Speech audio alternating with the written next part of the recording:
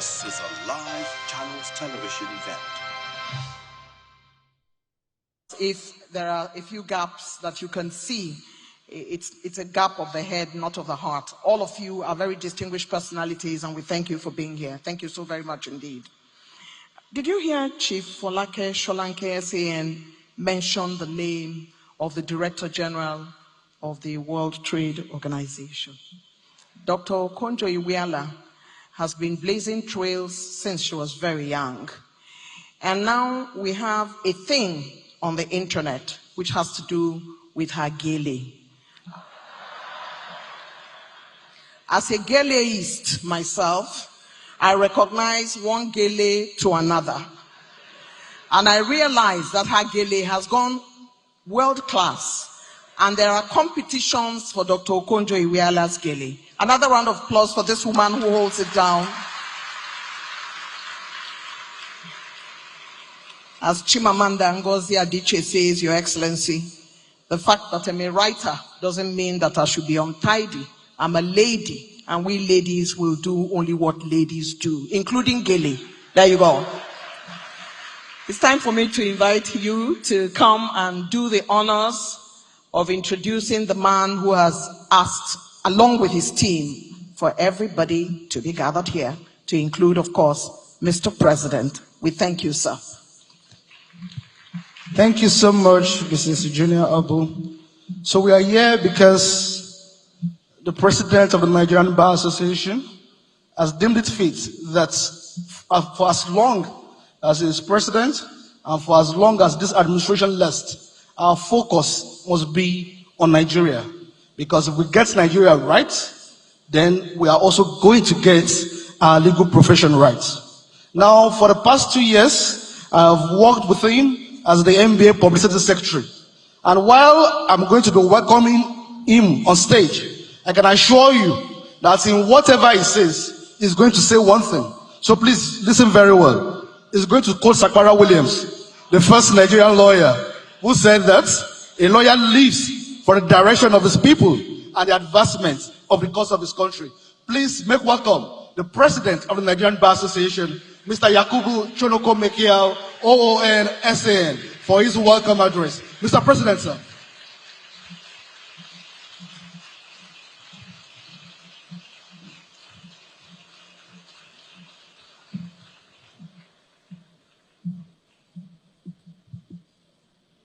Thank you very much,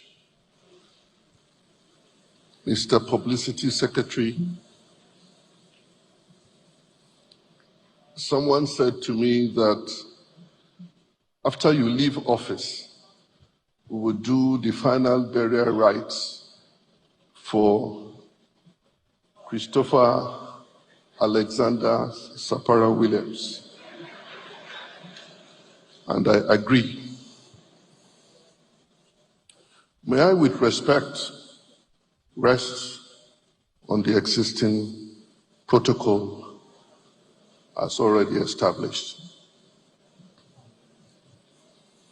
But not without acknowledging the President of the Federal Republic of Nigeria, Asiwaju Bola Ahmed Tinubu, GCFR,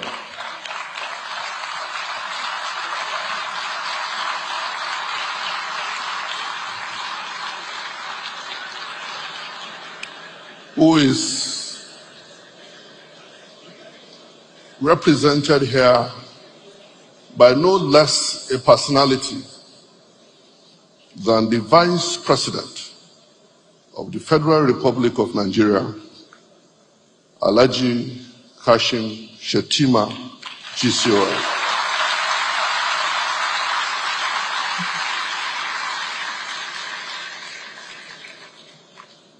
It is also in the best tradition of the bar and of the legal profession to extend respect and courtesies to the courts. And as I adopt the protocol, permit me again to recognize my Lord Honorable Justice K.M.O. Kekere Ekun, Acting Chief Justice of Nigeria,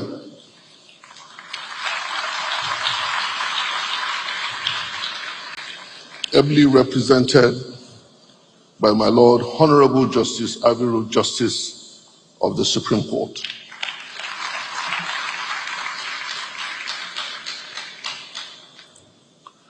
I will also recognize my big sister, the President of the Court of Appeal, Honorable Justice Monica Dongban Manson.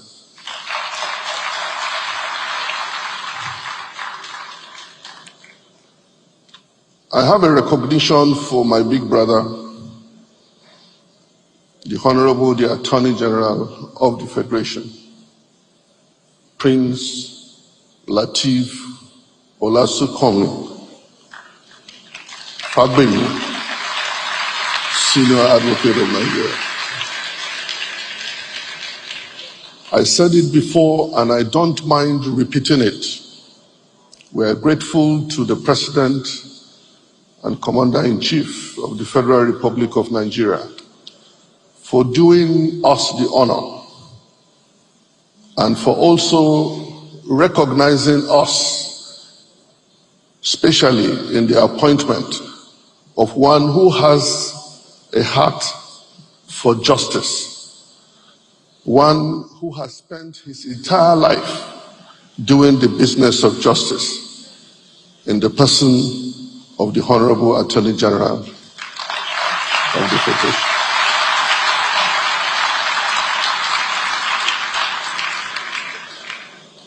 Even though in my speech I've acknowledged our host, Mr. Governor of Lagos State, but permit me at the onset, because of the generosity and the kindness of this gentleman, who by the special grace of God is given the responsibility of steering the affairs of this state, the center of excellence, who has allowed that excellent spirit in him to find expression towards the Nigerian Bar Association in several ways. We were here in 2022. He welcomed us lavishly and without taking his generosity for granted. We knew that we can take it for a given that when we return to Lagos, he will not do any less than he had always done for the Nigerian Bar Association. We thank you, Mr. Governor, for your hospitality in Lagos.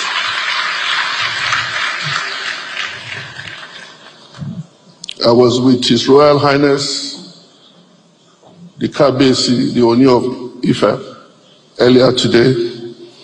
Permit me not to report what the Oni said to me, but suffice to acknowledge that is one who occupies a traditional stool, a highly respected stool, and one who also makes us proud.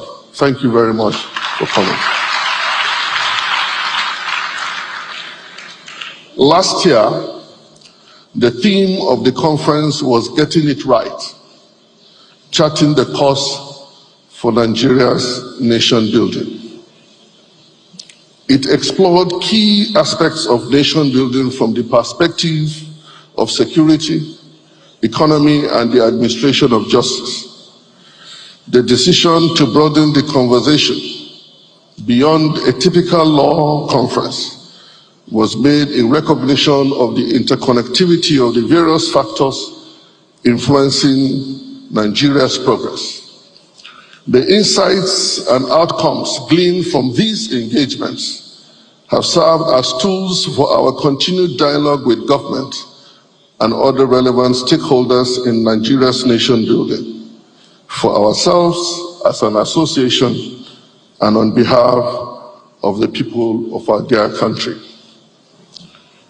We were privileged to have the President of the Federal Republic of Nigeria, His Excellency Asiwaju Bola Ahmed Tinubu, GCFR, declare the 2023 Annual General Conference open and delivered a riveting speech that elicited a standing ovation at the opening ceremony.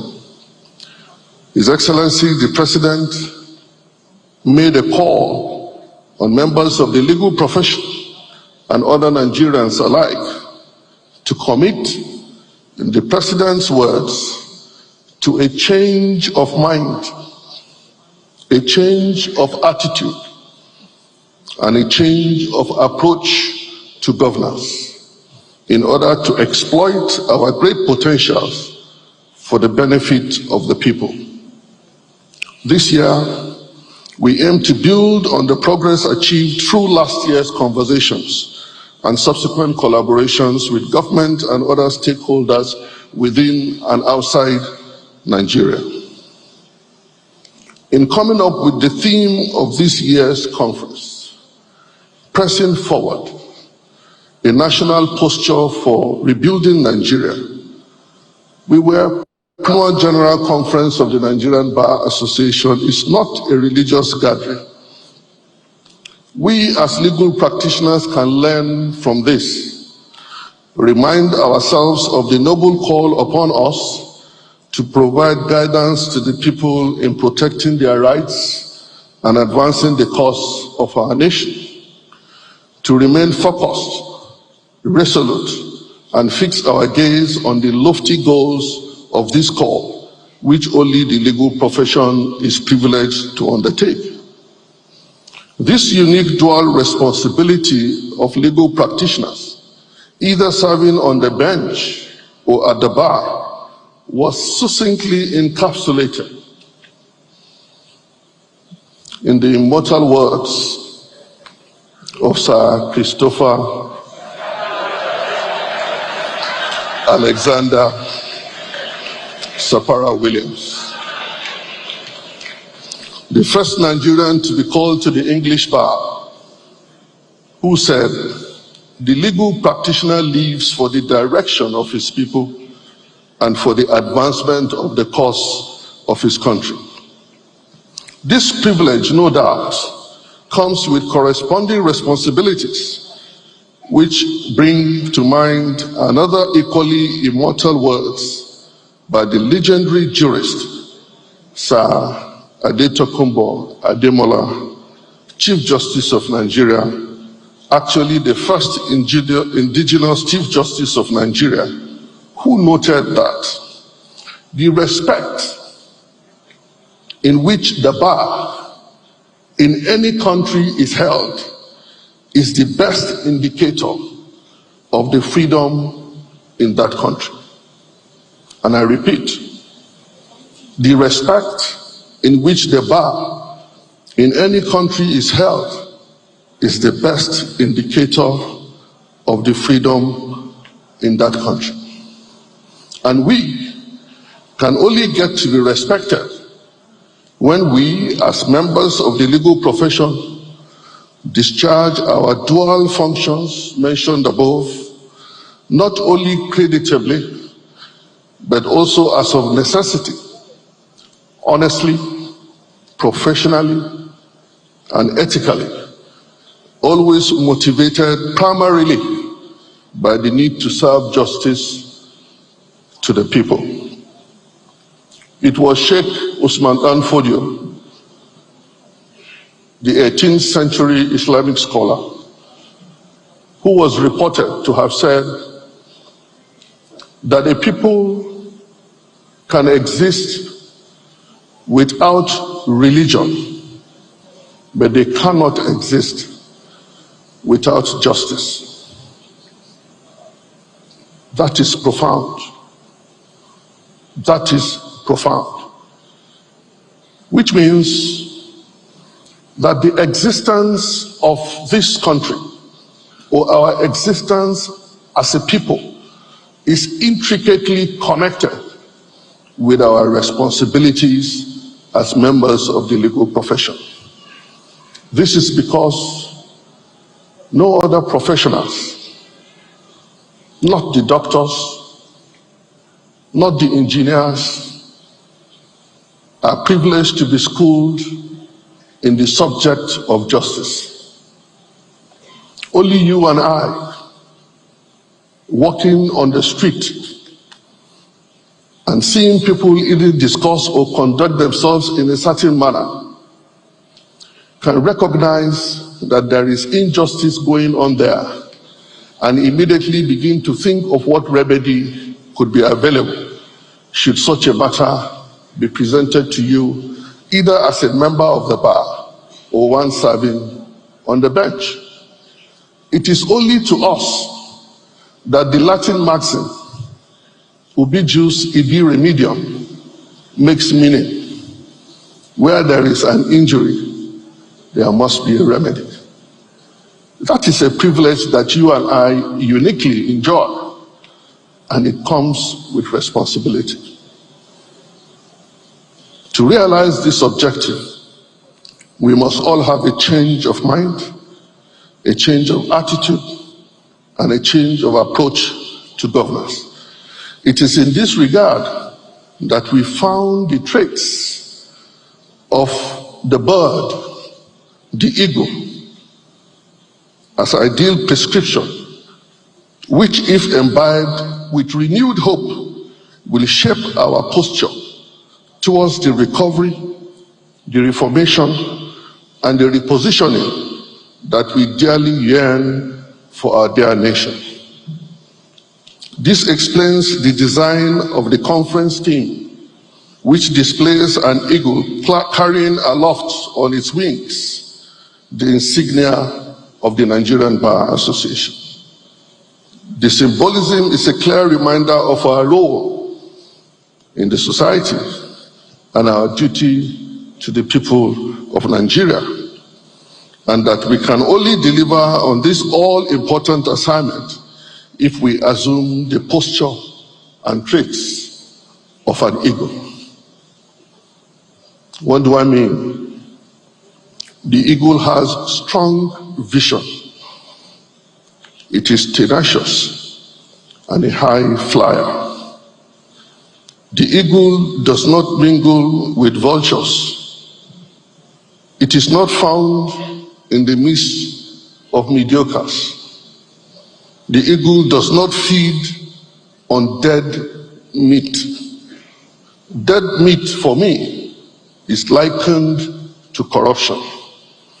If we imbibe the traits of the eagle as we press forward to rebuild our dear country, Nigeria, we must all eschew corruption at all levels and be deliberately purposeful in instituting people-centered programs and policies by the leadership, which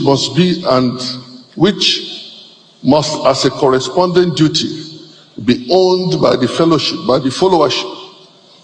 Eagles are very strong birds. The eagle in Nigeria's coat of arms signifies strength, and Nigeria is a country of tremendous strength. We see that in personalities like Dr. Ngozi Okonjo-Iweala.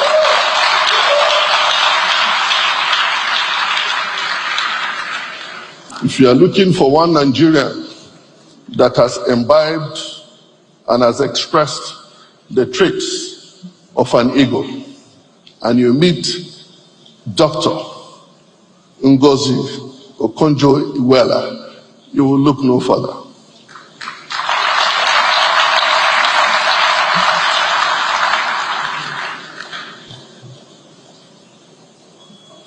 Finally, the eagle nurtures its younger ones to realize their capabilities and attain independence. This is our charge to the leadership of this nation.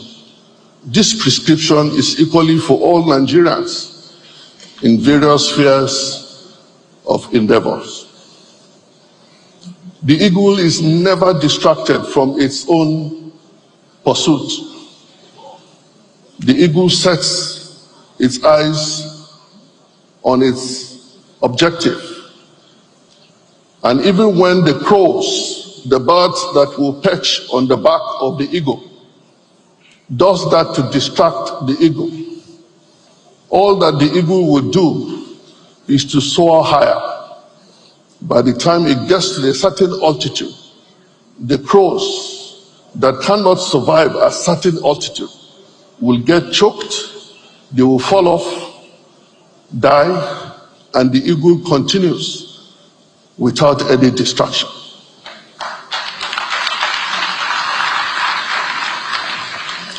That is who we must be if we must press forward to rebuild this country.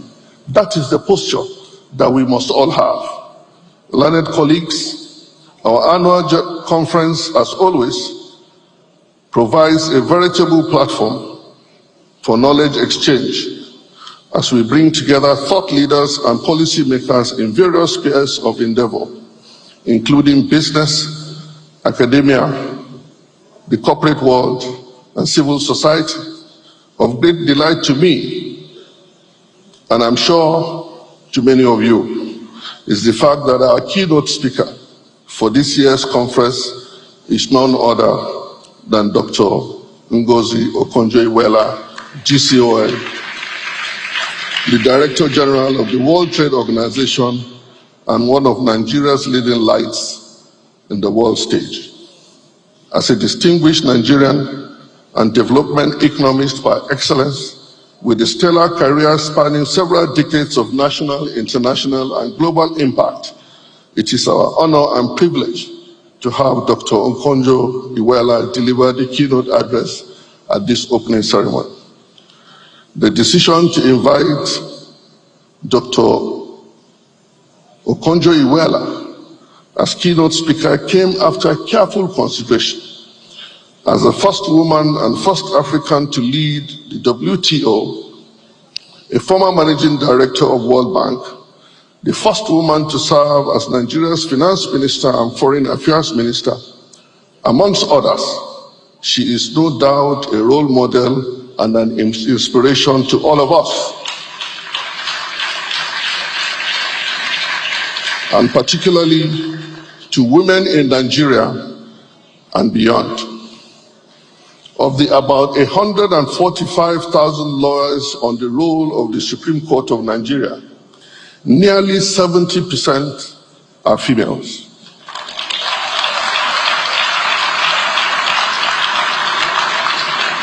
Many of whom I can hear the men grumbling.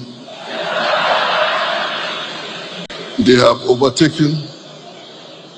They have the President of the Court of Appeal, the Acting Chief Justice of Nigeria, several heads of courts in Nigeria. The women are taking over. They have actually taken over. And we are sure they will do us proud.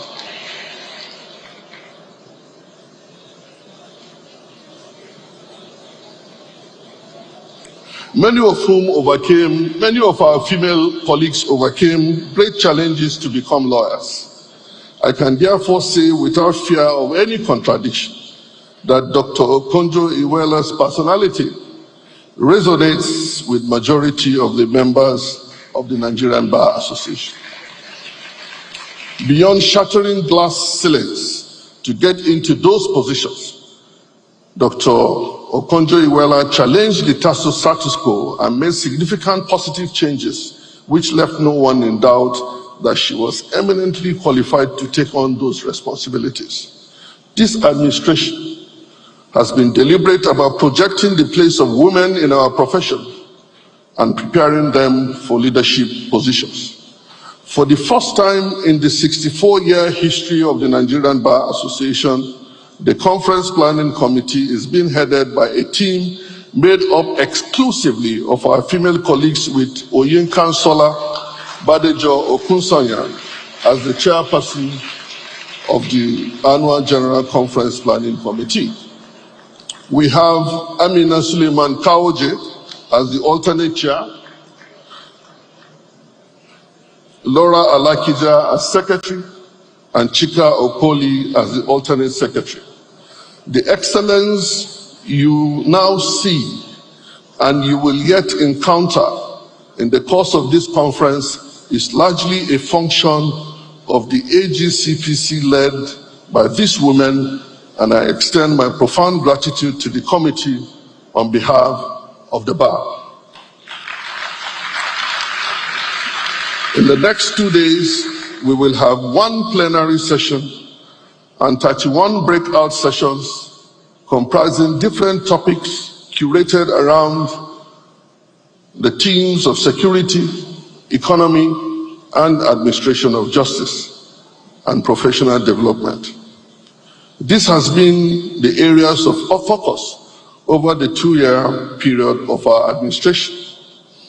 In conclusion, we are grateful to President Bola Ahmed Tinubu, particularly for his demonstrated commitment to sustainable reforms in the justice sector.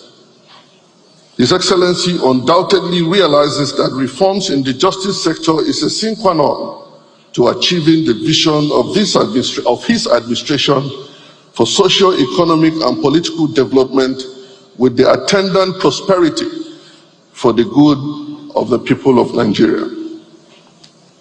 His Excellency, the Vice President, Alhaji Kashim Shettima GCOM, through our interactions, has shown a clear understanding of the core issues and challenges bedeviling the administration of justice system.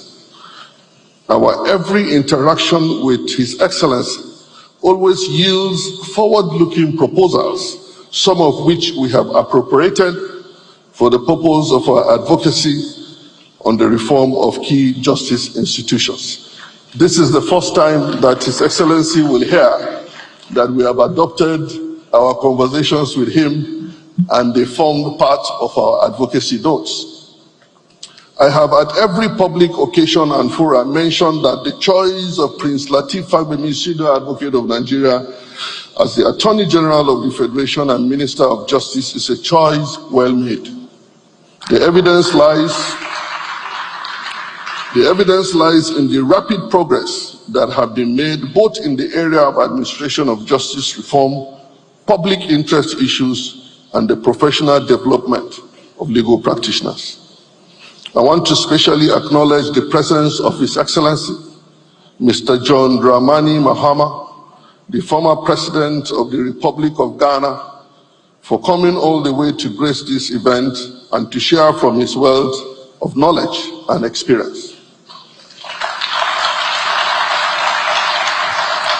His Excellency is in the middle of his campaign to return to that exalted office in December of this year. And in spite of the activities of his campaigns, His Excellency decided to do us the honor of the sacrifice to abandon his own interest to come and be part of us at this conference. And His Excellency is our keynote speaker at the first plenary that we'll have tomorrow morning. And I invite each and every one of you because we'll be talking about the African continent, the economy on the African continent amidst the insecurity that we are faced with in the continent. Thank you very much, Mr. President, for coming. Finally, I will not end without specially expressing our immense gratitude to the Governor of Lagos State, Mr. Babajide Sanwo-Olu. I was going to add SAN, for once again graciously playing host to the Nigerian Bar Association. We thank Mr. Governor and we are very grateful for the leadership qualities you bring to bear in the affairs of Lagos State. I will be remiss if I do not specifically acknowledge 3 of our grandmothers, 2 of whom are here. Mrs. Hairat Balogun, OON, a trailblazer in her own right. Needless to mention all the shillings that Hairat Balogun OON shattered, and how that our grandmother continued to be an exemplary member of this profession, always drawing attention to ethics and professionalism. I am very close to someone who served in the Ministry of Justice when Mama was Attorney General of Lagos State. And he knows how not to appear in the ministry without proper dressing. Thank you very much, Ma, for always being there with us, for always supporting us. We are grateful. And to my far right is another grandmother, a wonderful mother, a wonderful grandmother, one that has also been so exemplary, one that has kept this profession. They both have done so much to keep this profession for those of us who came much later to find a place to express the giftings that God has put in us. Mrs. Priscilla Akue, past president of the Nigerian Bar Association. Thank you very much. Both Mama Harad Balogun and Priscilla Akue were at our pre-AGC NEC meeting yesterday.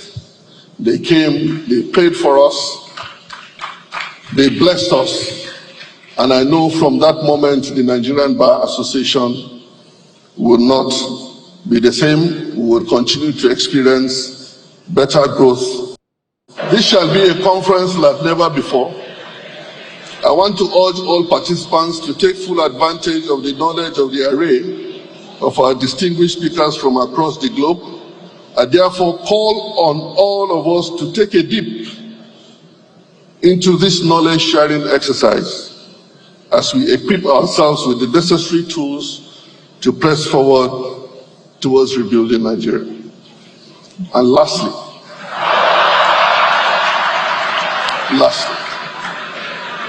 nature abhors any vacuum. The Nigerian Bar Association, recognizing that very profound statement, went to the polls on the 20th of July 2024 to elect my successor to lead the next set of the executive committee of the Nigerian Bar Association. And you have done just that. With 4 days to go as president of the Nigerian Bar Association, I have the privilege and the singular honor to introduce to you one that you already know, one that we describe as the golden boy of the Nigerian Bar Association. One who was the chairman of Abuja branch at a time when it was just a single branch. One who also served as general secretary with our illustrious president, Mr. Austin Alege, senior advocate of Nigeria, who together they institutionalized a system that gave and gives every single member of the Nigerian Bar Association the opportunity and the privilege to express his franchise. Under their leadership, we moved from the delegate system to the universal suffrage. And that is how people like us could have the opportunity of coming to occupy this seat. We thank you for that leadership.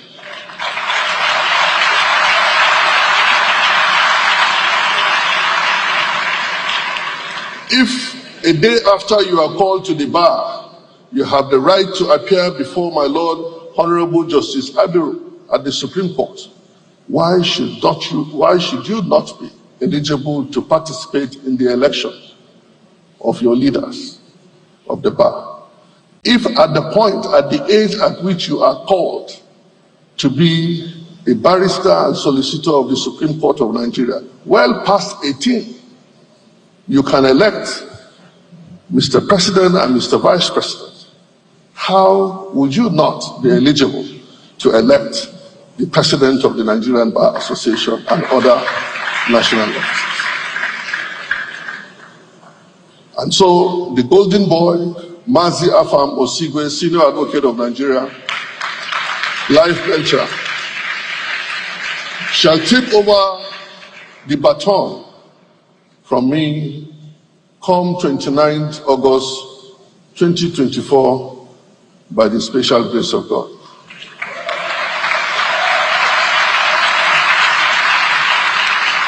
I say to you, congratulations, and I congratulate each and every one of you for expressing your franchise. And as part of giving direction to the people and advancing the cause of this nation, and with the privilege of having Mr. Vice President in the room and the Honorable Attorney General and Senator Adegbomire, it is high time that Nigeria looked the way of the Nigerian Bar Association in the way we conduct elections. All of us conducted our elections on the go. You didn't have to congregate in any particular location, exposing citizens to the sort of risks that we see when we troop out to vote for our leaders. We have done what Sapara Williams said we should do. It is only left for Nigeria to copy. I thank each and every one of you for the privilege of electing me to serve as your 31st President of the Nigerian Bar Association. I will never be able to repay the goodwill that the members of the Nigerian Bar Association extended to me during the campaigns, while in office, and even as I exit.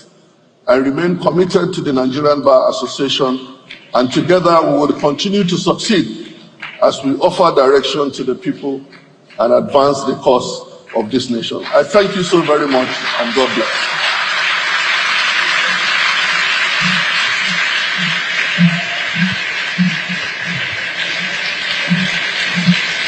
Isn't it just about legacy?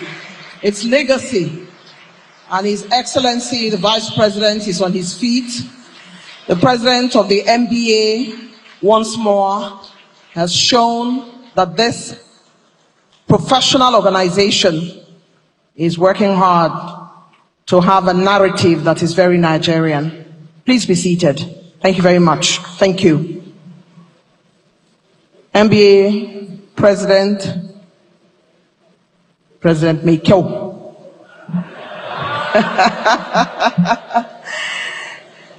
Your Excellency, the representative of Mr. President, Excellency, the former President of Ghana, Excellency, our esteemed keynote speaker, the Director General of the World Trade Organization, other distinguished personalities here present. Indeed, it is a glorious day to begin and kickstart this annual conference. I'd like to take a moment to salute past presidents of the NBA in the house. Please wave wherever you are. Past presidents of the NBA in the house, please wave. I can see the very lovely Mrs. Priscilla Kuye and everyone else. Past presidents, we thank you for coming, sir. We thank you for coming, ma. Past general secretaries. Past general secretaries. Ma'am, I see you. There you go, Mrs. Hirat Balogun. It's always good to see those who teach us come out to listen to us. We thank you. A couple of weeks ago, it was time to show that the Abuja Court of Appeal complex was going to be commissioned, and I happened to be host. But this story is an interesting one, and I'll return to it in a minute. I'd like to dwell on the representative of Mr. President, a luminary in his own right, a reader who spends his time in bookshops, a shining light in banking, academia, and politics. A man who understands what it means to lead. The president couldn't have chosen any better than a fecund and cerebral person. His Excellency the Vice President. We thank you, sir, for coming. We thank you. We thank you. And only recently, at 2 weddings, he talked about the importance and the value of marriage. Your Excellency, we've been listening to you and we've been following, so we note that. I was talking about the official groundbreaking ceremony of the Abuja Court of Appeal complex where I was host. And at that event, I did mention that I wanted to be a lawyer. And with all the clapping going on, I still think about it from time to time.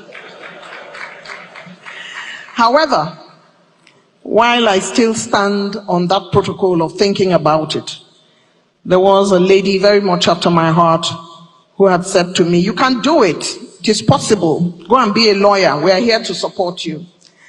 That lady, distinguished ladies and gentlemen, Your Excellency, my sister and friend, President of the Court of Appeal, Honorable Justice Monica Dongban-Mensing, will now come forward and deliver her goodwill. Encourage her as she comes along.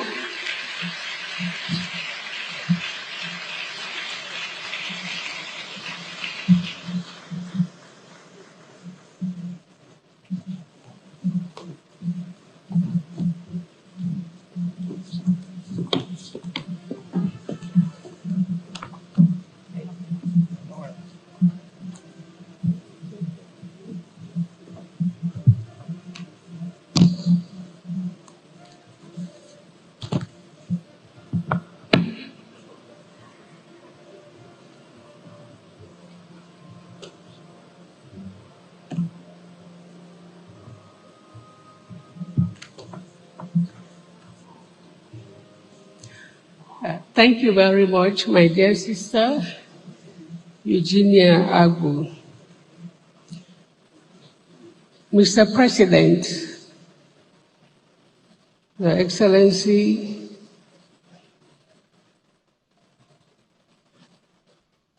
Asiwaju Bola Ahmed Tinubu, the President of the Federal Republic of Nigeria, ably represented by the Vice President, His Excellency Alhaji Kashim Shettima, the President of the Senate, distinguished Senator Goodwill Akpabio, CON, ably represented, the Speaker of the House of Representatives, Honorable Tajuddin Abbas, ably represented, the Honorable, His Excellency, the Governor of Lagos State, and his colleague, my Governor of Plateau State,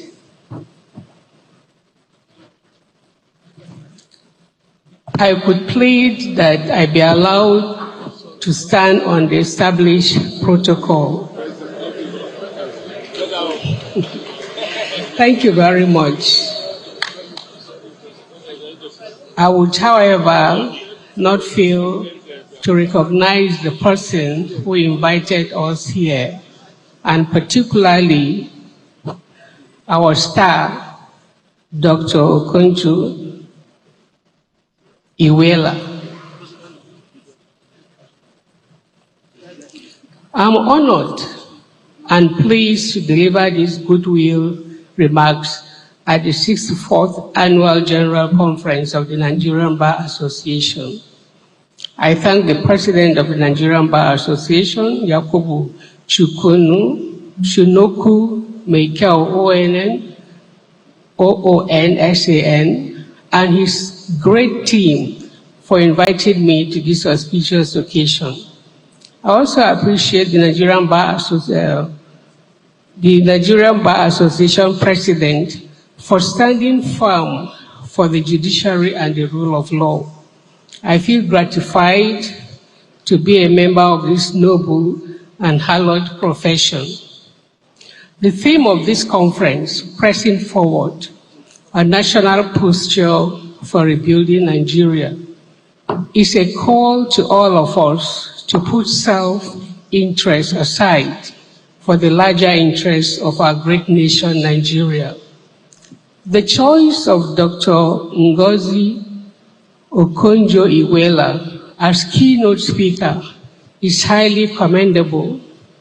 As the Director General of the World Trade Organization and a former finance minister and coordinating minister of the economy of Nigeria, she brings a wealth of experience to this vital conference.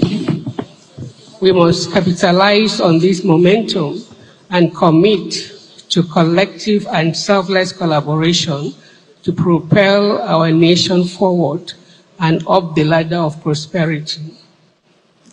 Artificial intelligence is transforming the world at an unprecedented pace. In the legal palace, a few areas, among others, include swift search for patent databases, detection of copyright infringement, intellectual property protection, and a host of others. The Nigerian Bar Association is strategically positioned to drive the economy of our great nation and steer its growth upwards. This can be achieved through the NBA sponsoring the development of software solutions that facilitate the adoption and application of artificial intelligence, with the goal of creating homegrown technological advancements, protecting intellectual property development, and facilitating access to justice. By doing so, we can confidently compete in the world economy and improve our narrative, but only if we remain focused and committed through selfless service for the larger interests. The Nigerian Bar Association should be the emancipator of our nation. We should deploy our learnedness to heal and develop our nation. I challenge lawyers to encourage politicians to spend more time on developing the nation rather than litigation, which gobs up too much time and resources. To achieve economic growth, we must hold politicians accountable to their promises to the masses. We best reflect the ethos of our calling by enabling a lawful, progressive, and fair society. Therefore, pressing forward will require a thorough nationalistic revolution in our whole attitude to survive as we work for the betterment of our nation. I commend the efforts invested by the current NBA president, Yakubu Chukonu Meikel OON, SAN, and his administration in projecting the place of women in the legal profession and preparing them for leadership, as reflected by the choice of the key speaker, Dr. Ngozi Iweala. Equity and vibrant justice, especially gender-wise, should be fortified and demonstrated in the Nigerian Bar Association. It is not encouraging that since the inception of the association, only one female, in the person of Dame Priscilla Kuye, who is here with us today, ascended to the seat of the president from 1991 to 1992. In a profession that boasts near equality, the president just informed us that we in fact are 70% over 30 of women being in the majority. It is quite sad that we have not had a female president of the bar for over 3 decades. We cannot demand equity in a progressive society and be regressive among our ranks. Therefore, more has to be done. I extend my warm congratulations to His Lordship, the Honorable, the Chief Justice of Nigeria, Honorable Justice KMO Kekereku, GCON, on becoming the second woman to take up the mantle of leadership of the nation's judiciary. Perhaps we should expect the second president in NBA. I thank you all for your attention. I wish us all wonderful and beneficial deliberations at this very important conference. May the Lord God Almighty bless the Federal Republic of Nigeria and the Nigerian Bar Association.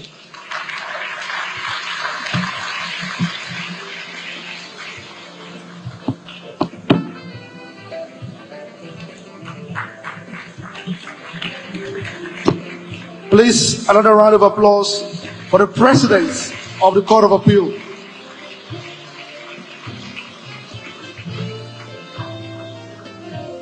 The Court of Appeal is a very critical court in Nigeria. I'm sure particularly for politicians. Thank you so much, my Lord. Thank you so much, my Lord. Now, we all agree, as the NBA President mentioned, and as my Lord, the President of the Court of Appeal also mentioned. Indeed, women are taking over. And just about 2 or 3 days ago, a very erudite woman, a distinguished jurist, took over the reins at the Supreme Court of Nigeria. I'm talking about Honorable Justice Kudirat Kekereku, JSC. Please, a round of applause for my Lord.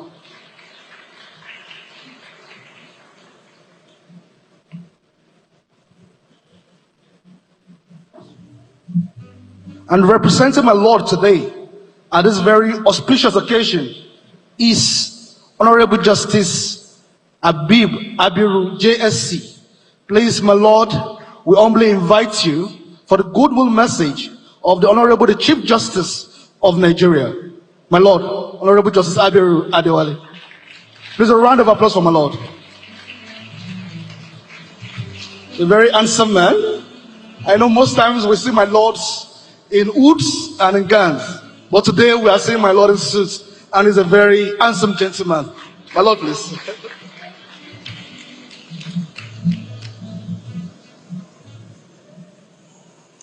Your Excellency, the President of the Republic of Nigeria, Asiwaju Bola Ahmed Tinubu, represented by His Excellency, the Vice President, Haji Kashim Shettima. Please permit me to stand on the existing protocols so that I do not breach protocols. But I would like to recognize my governor, Babajide Sanwo-Olu, Governor of Lagos State. I am addressing you in the borrowed robes of the Honorable the Acting Chief Justice of Nigeria, Honorable Justice Kudirat Mutomori Olatokunbo Kekereku, CFR FNJI. My Lord has asked me to express our profound apologies for not being here personally. It was due to circumstances beyond our control. And she has asked me to convey a high esteem to the members of the NBA. She has asked me to read our brief remarks, and these are the words of my Lord. It gives me great pleasure to address you all at the opening of this epochal event, which is Nigerian Bar Association Annual General Conference of the year 2024. Doubtless, the Nigerian Bar Association, which impressively stands as the largest bar in Nigeria, has and continues to play a decisive role in canvassing for and advancing notable progress within the judicial system. Accordingly, this conference, which in my opinion serves as an annual convergence of the greatest and the most vibrant legal minds in Nigeria, has always presented an opportunity to remind ourselves of the core values and principles that are most crucial to the distinctiveness and subsistence of the legal profession, to reaffirm the mutual relationship that exists between the bar and the bench, and to also reflect on our collective roles in building and sustaining a visibly independent, virile, and proactive judiciary. Your Excellencies, ladies and gentlemen, I consider the carefully crafted theme for this year's conference, which is pressing forward, a national posture for rebuilding Nigeria, to be well thought out and quite strategic, considering the figurative change of guards that has taken place on the bench and which is also imminent in the bar. In this regard, I am well aware that there are high expectations and demands upon my office, particularly as it relates to judicial reforms and revamping of the judicial system. On this note, I'd like to seize this moment to first assure you of my readiness and commitment to creditably discharge the onerous responsibilities that have been placed upon me, and to also solicit for the continued cooperation of the bar in achieving the desired results. There is no gainsaying that there are diverse challenges which are common knowledge, and as such, I will not itemize them or discuss them extensively for want of time. Nonetheless, it is clear that the major problems are associated with the judiciary's independence, as well as the pace of justice delivery in the country. With your support and dedication from the relevant quarters, I am confident that these issues, which are neither novel nor peculiar to our judiciary, will be resolved in due course. Additionally, from the theme, one can infer that the expected frame of mind which will drive discussions at this engagement is a forward-thinking and futuristic one. Impressive and necessary as this is, I must however remind us that in pressing forward, we must also strive to take stock of the previous years and impartially evaluate our contributions, including our actions and inactions, to the current state of affairs. I therefore encourage us to see this as a time to think deeply and bring forward ideas and strategies that will advance the cause of justice and set the rule of law in Nigeria. In concluding my brief remarks, I want to commend the current leadership of the Nigerian Bar Association, YC Mikiau, SAN, for the credible work that has been done thus far, which I strongly believe will be actively carried on by successor. I also laud the entire team for the seamless organization of the conference, and I look forward to receiving and working on the resolutions and recommendations that we made this year. I wish you all a fruitful, rewarding deliberations, and I thank you for your kind attention. Honorable Justice Kim Emo Ekoriapo. Thank you very much.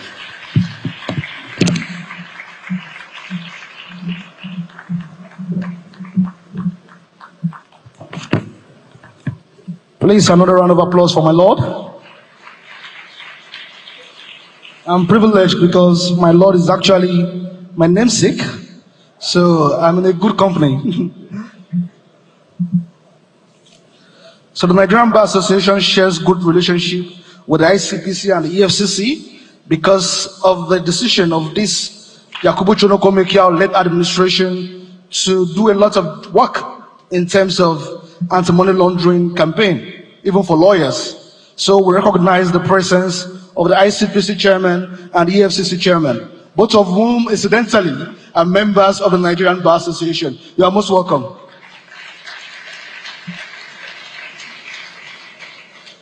We also share a good relationship with other professional bodies, and so we are privileged to also have with us the chairman of the Chartered Institute of Bankers of Nigeria. You are most welcome, sir, Professor Pius Deji Olanriwaju.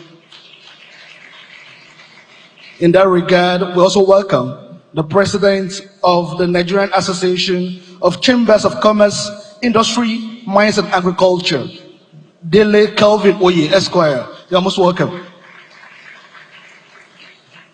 And so we are getting to the meat of this opening of the annual general conference ceremony. And I have the honor of calling on a member of the Nigerian Bar Association another woman again, actually, Prada Uzodime, to please come on stage to come and give the citation of the keynote speaker for today. Prada, please, a round of applause for her. And as you can see, she's wearing something very similar to the keynote speaker. So please.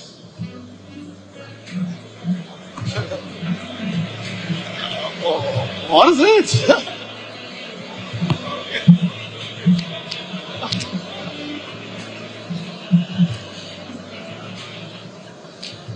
Good evening, Your Excellency Alhaji Kashim Shettima, the Vice President of the Federal Republic of Nigeria.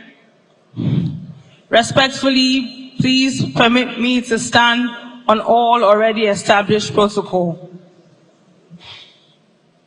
Ladies and gentlemen, distinguished colleagues, and esteemed guests, it is with profound honor and immense pride that I stand before you today to deliver this citation for a truly extraordinary individual, a woman whose name has become synonymous with excellence, integrity, and groundbreaking leadership on a global stage.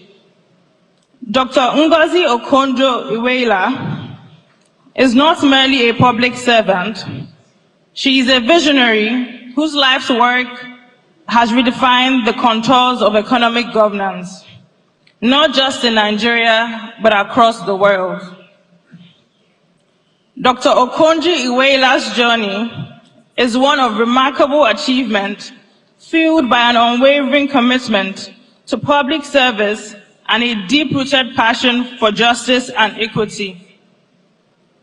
As the first woman and the first African to serve as the Director General of the World Trade Organization, she has shattered glass ceilings and set new benchmarks for what is possible when brilliance is matched with boldness.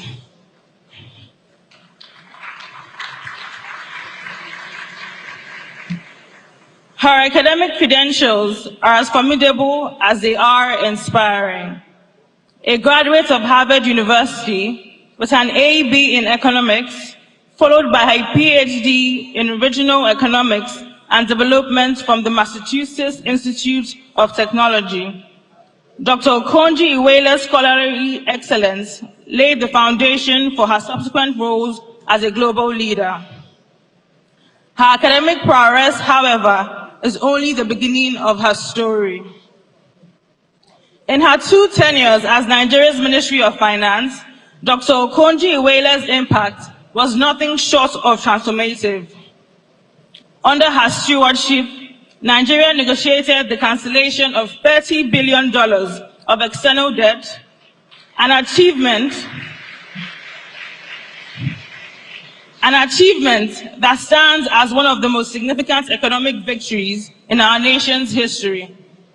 She instituted reforms that enhance transparency and accountability, setting new standards for public financial management. Dr. Okonjo-Iweala's influence extends far beyond Nigeria. As a managing director at the World Bank, she played a crucial role in the global development, spearheading initiatives that lifted millions out of poverty. Her work on the international stage has made her a sought-after voice on issues ranging from the global health to economic inequality. Serving on the boards of institutions such as the Rockefeller Foundation, the Global Alliance for Vaccines and Immunization, and the African Risk Capacity. Her accolades are numerous and well-deserved. From being named one of the Times Magazine's 100 most influential people in the world, to receiving Forbes Africa Person of the Year award, Dr. Okonjo-Iweala's contribution to the global community have been recognized at the highest levels. Yet, beyond the awards and honors, it is her steadfast dedication to using her influence to champion the rights of the marginalized and the underrepresented that truly sets her apart. Today, as we gather at this prestigious conference, it is fitting that we pay tribute to a woman who has not only made history, but continues to shape the future. Dr. Okonjo-Iweala's leadership of the World Trade Organization during a time of unprecedented global challenges has been a beacon of hope and a testament to the power of visionary governance. In honoring Dr. Okonjo-Iweala today, we are not just celebrating her past achievements, we are acknowledging the ongoing impact of her work and the legacy she continues to build. Her journey reminds us all that true leadership is not just about holding positions of power, but about using that power to uplift others, to challenge the status quo, and to inspire change. It is with the deepest respect and admiration that I, Prada Uzodinma, present this citation to Dr. Ngozi Okonjo-Iweala, a leader, a mentor, a trailblazer, and an icon whose influence will resonate for generations to come. Thank you.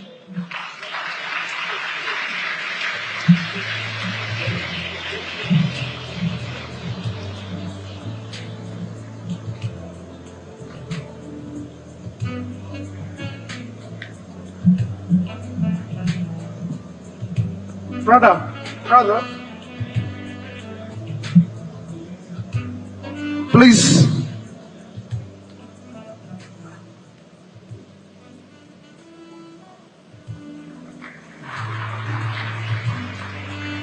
Another round of applause for brother, please.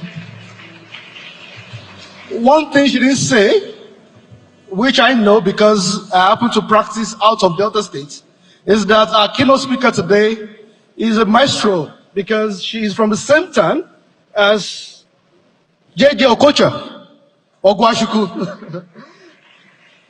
And she is also a princess. So please, can we make welcome with a thunderous applause, with all honor and deference, to this podium, the keynote speaker for today, Professor Okonjo-Iweala, GCOA, for the keynote address at the 64th Annual General Conference of the Nigerian Bar Association.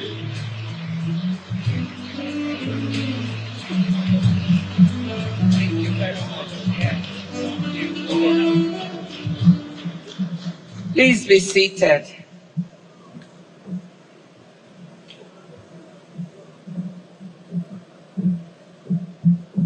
Your Excellency, Mr. President, represented here by my wonderful brother, His Excellency, Mr. Vice President. Excellency, the President of Ghana, President Mahama, another great friend. Your Excellency, the Senate President, ably represented. Madam Chief Justice of the Federation, I just want to say congratulations and thank you to Mr. President for nominating another woman for the second time to be the Chief Justice of Nigeria. I hope the interim title will disappear and it will be made permanent. The Honorable Deputy Speaker, ably represented, the Governor of Lagos State, Governor Sanwo-Olu, and the Governor of Plateau State, Honorable Ministers, especially the Attorney General, who has a difficult job, or someone has to do it, the traditional rulers, in particular His Royal Majesty, the Ooni of Ife. Ladies and gentlemen, a special shout out to NBA members. Now, I have to do something because my brother, young brother here said that I'm from Delta State, which I am. But if I don't do it, I might be divorced by the time I get home. So I want to do a special shout out to all MBA members from Abia State.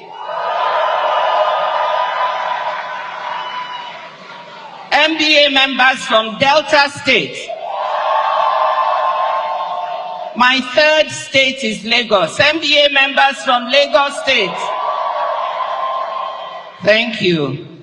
I'm so happy to be here.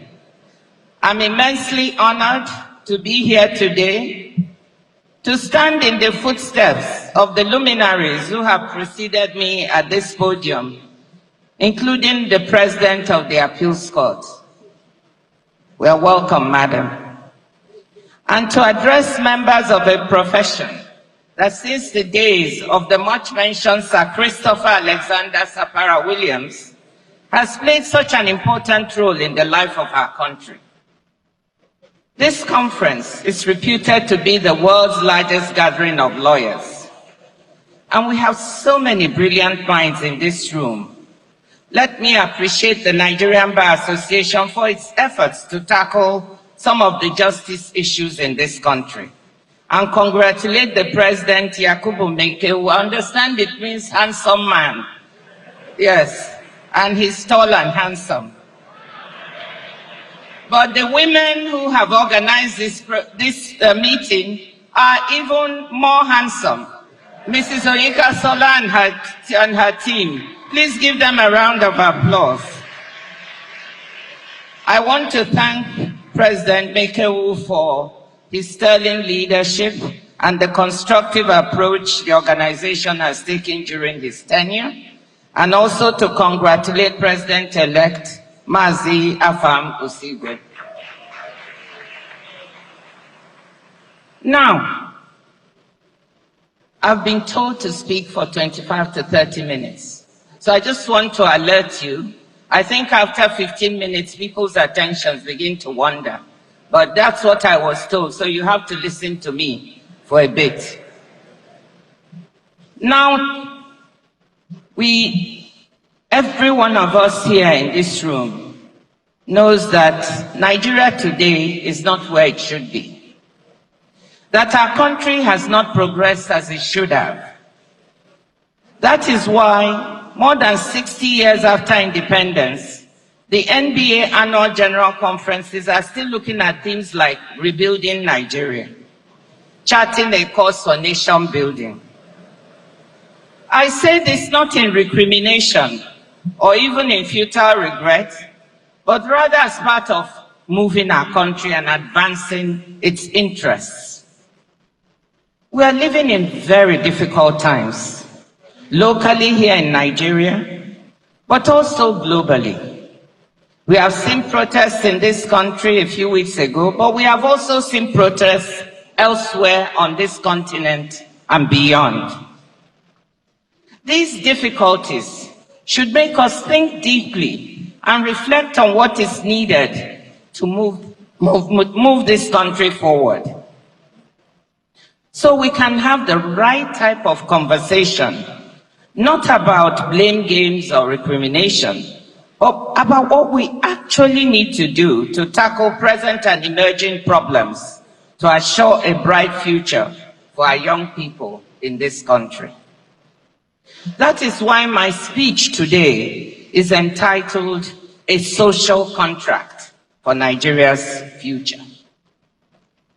I know our friends, gentlemen of the press and ladies of the press are here, and I salute them for their hard work. I'm not here to castigate or blame anyone, so I don't want you to spin my words or put out headlines that don't reflect what I'm saying or about to say. I'm here to speak to all governments of my country, all political parties, all Nigerians about a positive way forward for the country. If we look back to the early years of independence, it's clear Nigeria had what it takes to succeed. And yet we've fallen behind countries that were on par with us back then. I want to remind people that in the first half of the 1960s, our per capita income in $1960 was roughly equal to that of South Korea, in the neighborhood of $100 to $120 per capita, according to World Bank data. But then South Korea's growth took off as it went from exporting primary products like tungsten ore and dried seaweed to manufactured goods. Back then, it was textiles and footwear. Compared to today's integrated circuits, electronics, ships, and autos, not to mention services exports, such as gaming, entertainment, etc., where South Korea is also strong. Meanwhile, Nigeria's export basket went in the opposite direction and became less diversified. In the early 1960s, mining exports made up half of our exports, and food and animal or vegetable oils together about a third, with manufacturers accounting for 5 to 7%. But since 1974, oil has dominated, often accounting for 97 to 100% of Nigerian exports, with its share rarely dipping below 90%. The good news is that our economy itself is quite diversified, and with the capacity to do much more in terms of agricultural exports, critical minerals, services such as entertainment, etc.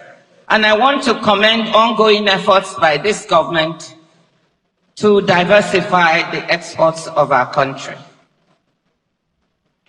Last year, Nigeria's per capita GDP was $1,620 while South Korea's was 33,000.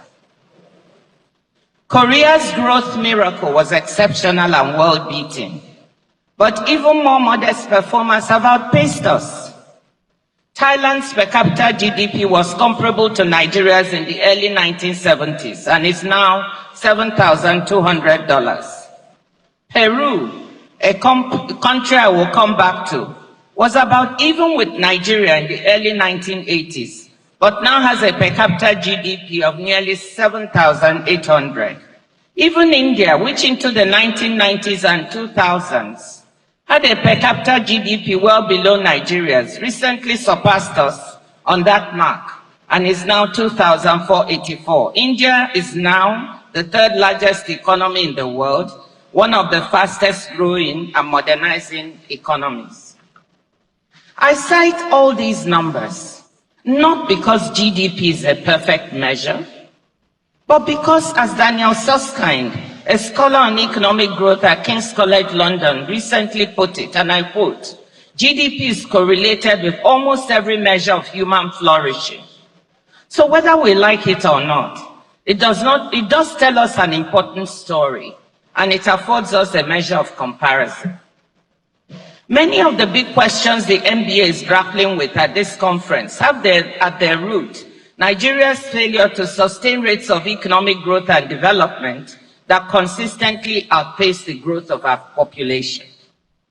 We have had episodes of reform and faster economic growth that were not merely a function of the price of oil, but we were unable to consolidate and build on them.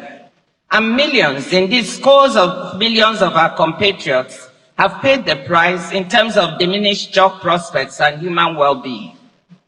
For example, in the decade between 2000 and 2014, we had an average GDP growth rate of 3.84%, well above our population growth rate of 2.6% per annum, meaning that people were on average truly improving their standards of living. During the following decade, average annual GDP per capita growth has been negative, around minus 0.9%, meaning people were worse off because we were not able to sustain prior positive growth momentum. A very important part of the explanation for why we've not been able to succeed is lack of policy consistency. Successive administrations failing to continue good, and I emphasize good, economic and social policies put in place by predecessors, allowing politics to frame policy, what we can call the not made in my administration syndrome. We all understand that where policies are bad and not working, of course, politics should intervene. But where things are working to the good, we ask, why fix what is not broken? To minimize the volatility of economic and social policy and to set our country on a steady growth and development path, rather than an episodic growth path, I have become increasingly convinced that Nigeria needs a social contract. By this I mean a fundamental cross-party, cross-society agreement that certain things in the economy, in the country, in policy and in society are sacrosanct and shall not be touched or changed when administrations change.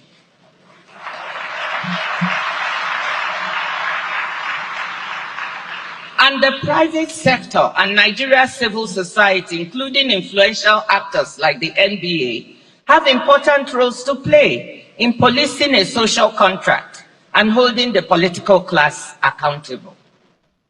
The idea of a social contract dates back at least a few centuries when philosophers such as Rousseau, Locke, and Hobbes spelled out the notion of a compact, formal or implicit, defining the rights and duties of rulers and the ruled. A more focused definition for our purposes comes from the former head of the London School of Economics and the former president of Columbia University, my former World Bank colleague, Minu Shafiq. She describes the social contract as being about how we pool our resources to provide the public goods we agree are needed, and how we support those affected by adverse shocks. Her book, What We Owe Each Other, A New Social Contract for a Better Society, argues that in our fast-changing globalized economy, we need a new social contract to create a sense of security among people.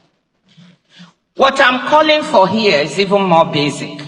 I'm saying that all major actors in the governance of our country should agree on some basic parameters for security, macroeconomic and social stability, and the enabling environment for future dynamism and growth of our country.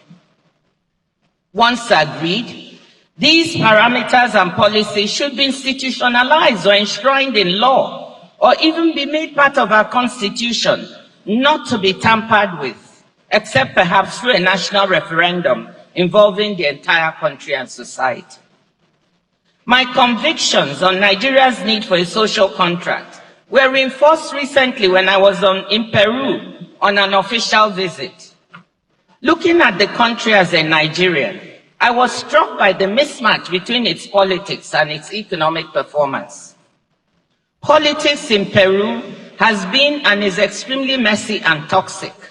The country has had 6 presidents in the past 7 years. The current president took office amid violent protests after her predecessor was arrested and jailed for attempting to dissolve Congress and rule by decree. The government and opposition are constantly at each other's throats, with regular impeachment proceedings and frequent social unrest. You would think that a country with such messy politics would be an economic laggard at best, or economic disaster at worst. But to my shock, when I looked at the numbers, it was not. I mentioned earlier how Peru's per capita GDP is now almost 5 times higher than ours, even though we were roughly even in the 1980s. According to IMF numbers, Peru's modest GDP growth rates of 2.5 to 2.7% over the last couple of years is coupled with very good macroeconomic indicators. Its current account deficit is a modest 1.1% of GDP. Its fiscal deficit is 2.5% of GDP, below the recommended 3%, and its debt to GDP ratio is 33%. According to data from its central bank, Peru's foreign exchange reserves as of this month are at 77.4 billion, most of them usable reserves, and inflation is 2%. The IMF praised Peru's economic management, saying in its Article 4 report, and I quote, "Inflation has receded thanks to the central bank's decisive monetary policy tightening, while the fiscal position and the financial system remain strong."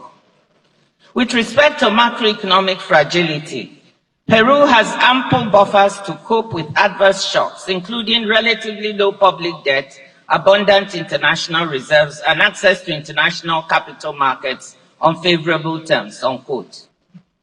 When I asked top officials in the country, how come the economic performance is so good in the face of such political turmoil? They said that Peru had learned lessons from its past unfortunate economic experiences, and there was now a kind of implicit social contract that certain aspects of economic and social governance must not be touched. Peru learned the lessons of its lost decade of the 1980s and put in place an ambitious series of structural reforms, including the policies and institutional frameworks that helped the country navigate difficult times. In 1999, it introduced a fiscal rule, placing agreed limits on fiscal deficits and public expenditures, along with an escape hatch for economic emergencies such as COVID-19. Certain forms of expenditures for social goods, infrastructure maintenance, and security were exempted from the fiscal rule, but managed transparently. On the monetary side, Peru in 2002 made the central bank independent and formally introduced a 2% inflation target, plus or minus 1%. Peru's reforms laid the foundation for years of stronger growth and poverty reduction. Even though growth lost speed after 2014 amid declining mining prices and slowing external demand, per capita incomes increased by a factor of 3.5 in the 20 years after 2002, lifting the country to upper middle income status. The central factor underpinning the performance was the implicit social contract that the policy reforms put in place that strengthened institutions should not be touched. For us as Nigerians, the real surprise must be that Peru's different political parties, for all their vicious opposition to each other, broadly supported the hard-won structural reforms and honored the fiscal and monetary policy frameworks when in power. They accepted that certain things should be respected for the good of the country and should not be played with, no matter how rough the politics. That cross-party commitment to strong macroeconomic foundations is something we need in Nigeria. During President Obasanjo's second term, we carried out strong structural reforms very similar to Peru's. A $30 billion external debt was cleared, that was mentioned earlier. The central bank was made independent. The multiple exchange rate regime became a thing of the past as a flexible, rational, managed float regime was put in place. An oil price-based fiscal rule was also put in place, along with a medium-term expenditure framework, leading to a strong accumulation of savings and foreign exchange reserves. We discussed and observed notional guidelines to enable sustainable debt levels, with a target for debt to GDP ratio not to exceed 33 to 40%, suitable for a country at Nigeria's stage of development, and debt service to revenue ratio not to exceed 33%. Actual debt to GDP and debt service to revenue numbers were far below these notional guidelines. These policies were maintained under subsequent administrations of Yar'Adua and Jonathan, and even more reforms were carried out to strengthen and modernize the economy. Strong social safety nets were built. Well-targeted social programs such as Shopee, You Win, and Saving 1 Million Lives, the latter targeting pregnant women and children.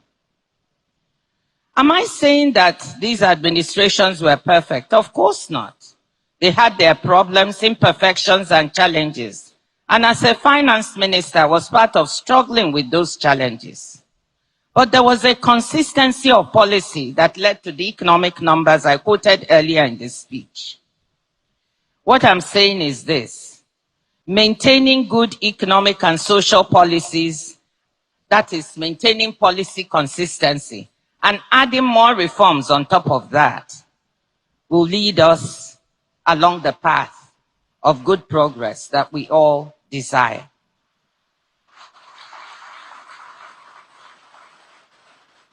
As we know, our political leaders have thus far never been able to agree to stick to a common set of principles and policies that deliver on a consistent basis for citizens, irrespective of ethnic group or political persuasion. And our big civil society groups like the MBA have not been able to hold politicians accountable. And I'm not going to flatter you, because segments of our legal system have also become beholden to those same politicians. But it is never too late to do the right thing.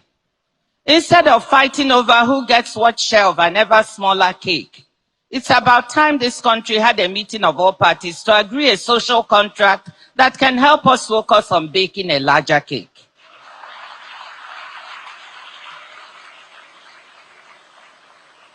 I will devote my remaining remarks to looking at potential elements of such a social contract. In line with my comparative advantage as an economist, I will focus on economic policies, though I'll offer a few thoughts on related areas as well. Note that I'm not trying to be exhaustive on what constitutes a social contract, just to give you some examples. Let me say here that trust will be a prerequisite for any social contract for rebuilding Nigeria, meeting our economic development challenges and building a brighter future for the rising generations of young people. All political parties, all ethnic groups will have to honor this contract, no matter who is in government. The importance of trust in our country, given its size and diversity, has been clear since day one. Even before independence, in his first speech as Prime Minister in 1957, Sir Abubakar Tafawa Balewa said, and I quote, "The peoples of Nigeria must be united to enable this country to play a full part in shaping the destiny of mankind. It is the duty of all of us to work for unity and encourage members of all our communities to live together in peace and harmony. The way to do this is to create understanding, mutual respect, and trust." This is Sir Abubakar Tafawa Balewa in 1957. Trust comes not from words, but from deeds. That is from accomplishing things together, building together. A social contract could become a basis for the virtuous circles of reform, growth, peace, security, and trust that have too long eluded us. Turning now to potential ingredients of that social contract. The first element should be a shared understanding that we must prioritize the security of lives, property, and national assets. We cannot have economic or social development without security. And we certainly cannot have security without development. We all know that. Security has been weaponized in our country for political purposes by political actors, leading partly to the difficult situation we have now. We have politicians who believe that the best way to make their opponents look bad is to instigate insecurity, making it look like they can't govern, regardless of whether this leads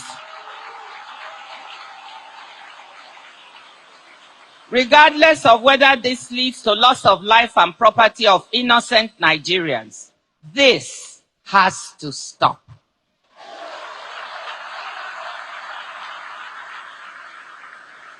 A second aspect of security relates to security of national assets. Nigerians have seen for years how organized crude oil theft on a massive scale seriously undermines the economic and financial health of the country. All Nigerians must agree that stealing of our national assets of any type is intolerable and must be stopped. How can we be struggling to see how to strengthen our foreign exchange reserves with the governor of the central bank working so hard on this, when so much is being lost through oil theft?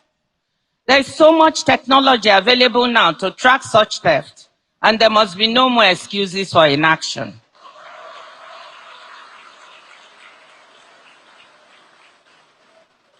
Theft of electricity cables is another rampant and very dangerous form of pilfering of national assets. I can share two personal experiences. 2 weeks ago, the cables near our house in the village, in Omoda Isingu, were caught, depriving our house and all the other houses in the village of electricity. They were cut and stolen. Yesterday, my husband called me from Abuja that there had been a major explosion near his clinic in Gwarimpa. And what was it? Some people cut the cables linked to the transformer and the transformer exploded. They barely escaped with their lives. This kind of taking and stealing of national assets is unbelievably dangerous for those doing it. And it must be a mark of desperation and failure to see the bigger picture that leads people to do this. I'm pleading with all Nigerians that this has to stop. It's even endangering your own life to engage in this type of act. The second element of the social contract involves the basic organs of the economy. They should be left to work so as to produce the best economic and social results for the country, as I described in the case of Peru. First, we must continue to support the central bank and its work, and support its independence. No one should try to tamper with the central bank, asking for manipulation of interest rates or the exchange rate. Do not use the central bank as a fiscal agent, asking for printing of naira beyond the agreed ways and means limits, as this can fuel inflation. Fundamental fiscal and financial rules should be respected once they're on the books. Respect the use of the oil price-based fiscal rule that allows the accumulation of reserves and savings in good times to be used to cushion bad times. Respect the agreed budget deficit. Keep it as close to 3% of GDP as possible. Limit non-transparent extra budgetary spending. Spend through the budget. Stick to transparency of FAC allocations and state and federal budgets so that citizens have a clear view of how their money is being spent. Do not exceed sensible limits for public debt as a percent of GDP. For an economy at Nigeria's stage of development and given its vulnerability, debt to GDP ratios should remain well below 40%. Debt service to revenue, we should strive not to exceed 33% so as not to crowd out operational and capital expenditures. Budget on the basis of a medium-term expenditure framework so as to provide a sound, forward-looking platform for economic and budget management. Create an investment-friendly business environment, cutting down on bureaucracy, licensing and policy uncertainty to encourage the domestic and foreign private sector to invest and remain in Nigeria. Respect of the above will ensure a sound macroeconomic framework with core economic management working on an objective basis to become a foundation for investment, growth, and employment. The third element of the social contract is provision of basic infrastructure services and a social safety net to catch segments of society that are super vulnerable. What is required is ongoing investment in and maintenance of the country's basic infrastructure assets for electricity, water, roads, and telecommunications. Nigerians don't expect much from government. We are used to sometimes being our own local government. But trust between those governing and those governed would be enormously increased if we had a better maintenance culture of the few infrastructural assets we have, and full transparency and information about when and how many hours a day, for example, we would not have light or we would have light, and information on why this is happening. Crafting and maintenance of social safety net programs for the most vulnerable, children and pregnant and nursing mothers. Work with states and local communities to ensure the truly vulnerable are reached. Conditional cash transfer programs can be some of the best means to do this, especially if coupled with biometrics. Community work programs for rural youth and entrepreneurship programs for young women and men, given the abundance of entrepreneurial talent in Nigeria. Part of a social contract must be continuous attention to youth unemployment and underemployment. Let me end my suggestions with a fourth element of the social contract: true independence of the judiciary and the Electoral Commission. All parties must agree that these institutions should not be tampered with, win or lose. As I said earlier, civil society, and in particular the Nigerian Bar Association, have a major responsibility to monitor observance of the social contract, especially the element of the Judiciary and Electoral Commission. The NBA should also be active in seeing which elements of the social contract can be institutionalized by codifying it into law or strengthening already existing laws, rules, and regulations. The NBA can even look at whether any part should be incorporated into our Constitution to make them less easy to tamper with.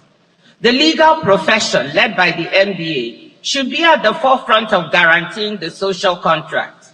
This would be in keeping with what you have been quoting here, and I have it in my speech, Sapara Williams' maxim, that, quote, a lawyer lives for the direction of his people and her people and the advancement of the cause of the country. Now, I don't mean to oversell this idea of a social contract for Nigeria. I'm not saying it's a panacea that will suddenly cure all ills.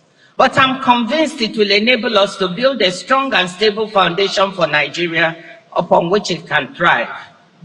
A Nigeria of the future with steady and consistent growth and social development that will take us back to middle income status and beyond. Of course, we will also need to take other actions to improve our education and health system, nurture our investments in physical and human capital. We will need to connect to the new and fast-changing world of technology. But believe me, I'm actually not worried about Nigeria's ability to catch up once the basic governance and economic and social foundation is there. We have some of the most creative, most intelligent, and most entrepreneurial people in the world. Some of them in this very room. That is why I'm always proud to be a Nigerian. Excellencies, ladies and gentlemen, let me conclude by saying that what I just laid out before you is not rocket science. Some of what we need to implement as part of the social contract has been done in past administrations, as I mentioned earlier, and some of it is being implemented in this present administration. But we cannot approach the social contract in a piecemeal fashion, a bit here and a bit there. It must be approached holistically, systematically, and consistently in order for it to work. All political parties and politicians, all Nigerians must agree that these elements we identify and others to be added as forming the social contract must be respected by all who govern, no matter their politics, for the good of those they govern. You, the NBA, the biggest gathering of lawyers in the world, the largest, most influential civil society organization in Nigeria, you bear a heavy responsibility to advocate for and ensure that this social contract comes about. My question to you is, are you ready? Thank you, ladies and gentlemen.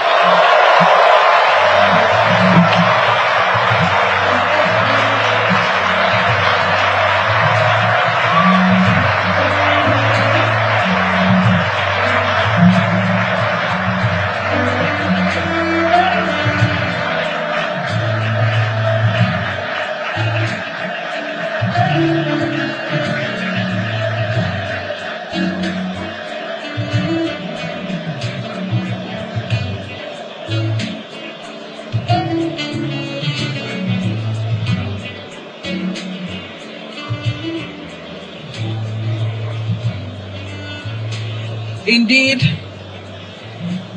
Your Excellency, sir,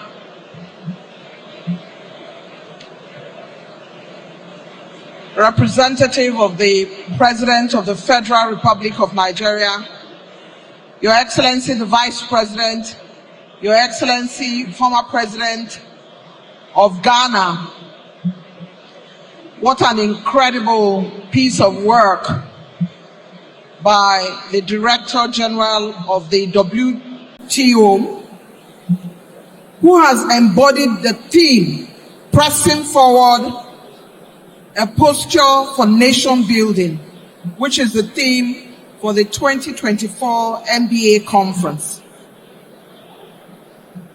Could we settle down for a bit, please? His Excellency is still in the room.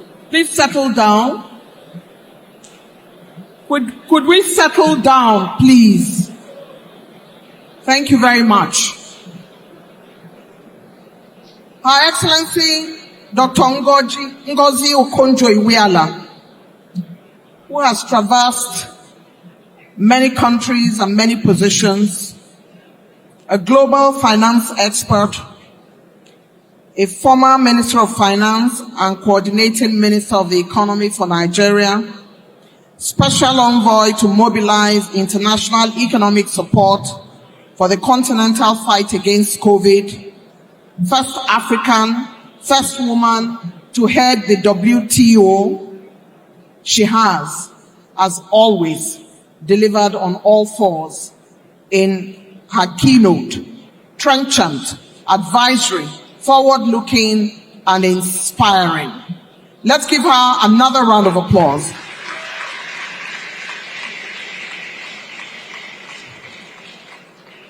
It is no surprise that her late father, Professor Chukwuka Okonjo, was a professor of mathematics. Her mother, Kanene Okonjo, has done great job in bringing up such a cerebral Nigerian woman.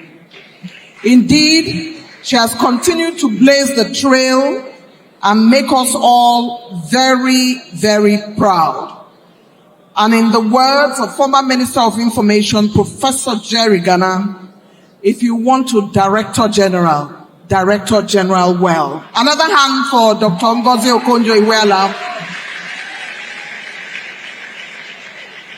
She has asked the NBA to be in the forefront of institutionalizing the social contract between the governed and those who govern. She has done the needful in delivering the 2024 keynote. We thank you most sincerely. It's time now for Habib to do the honors. Habib, it's over to you.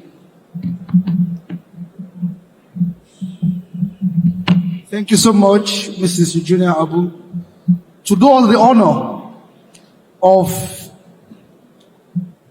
a goodwill message, and of course a remark, is another colleague and a member of the Nigerian Bar Association, one in whom we are very proud of, Mr. Caleb Mutfwang, the Executive Governor of Plateau State. Please a round of applause for Mr. Mutfwang.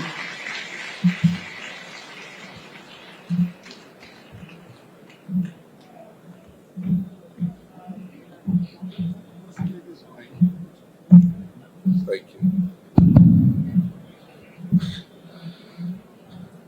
Mr. Vice President, asking me to come up stage after this brilliant woman has spoken is like a setup.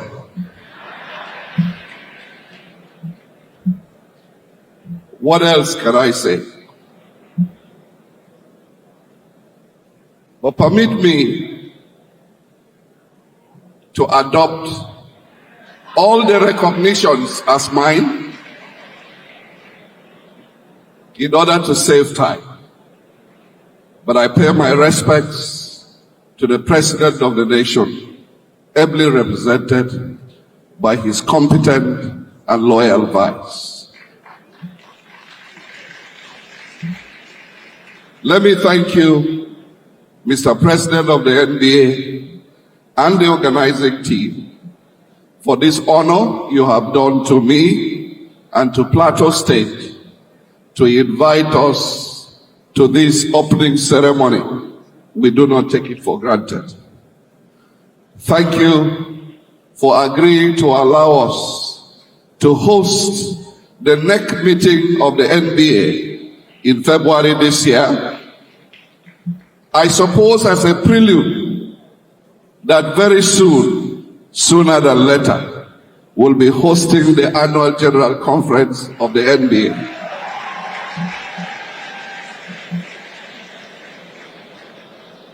So Mazi, take notice.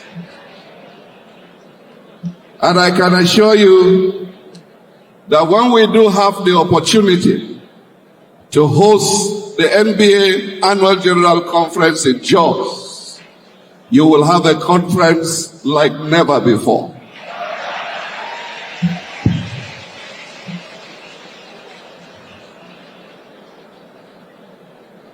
At this juncture, I'd like to assure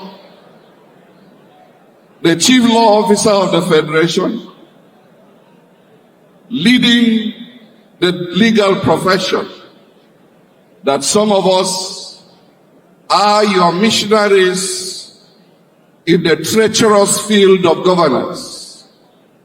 And by the grace of God, we will walk the talk. We will develop the social contract, and we will make sure that the social contract works for Nigerians in the nearest future.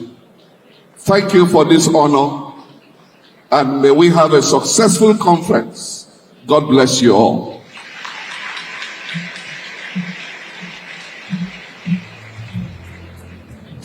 Thank you. Indeed, Jos is calling the NBA, and Governor Caleb Mutfwang is inviting the NBA to Jos for a hosting. His Excellency makes the round to say hello, and of course, to all the dignitaries that are here present. As always, it's always good to see everyone.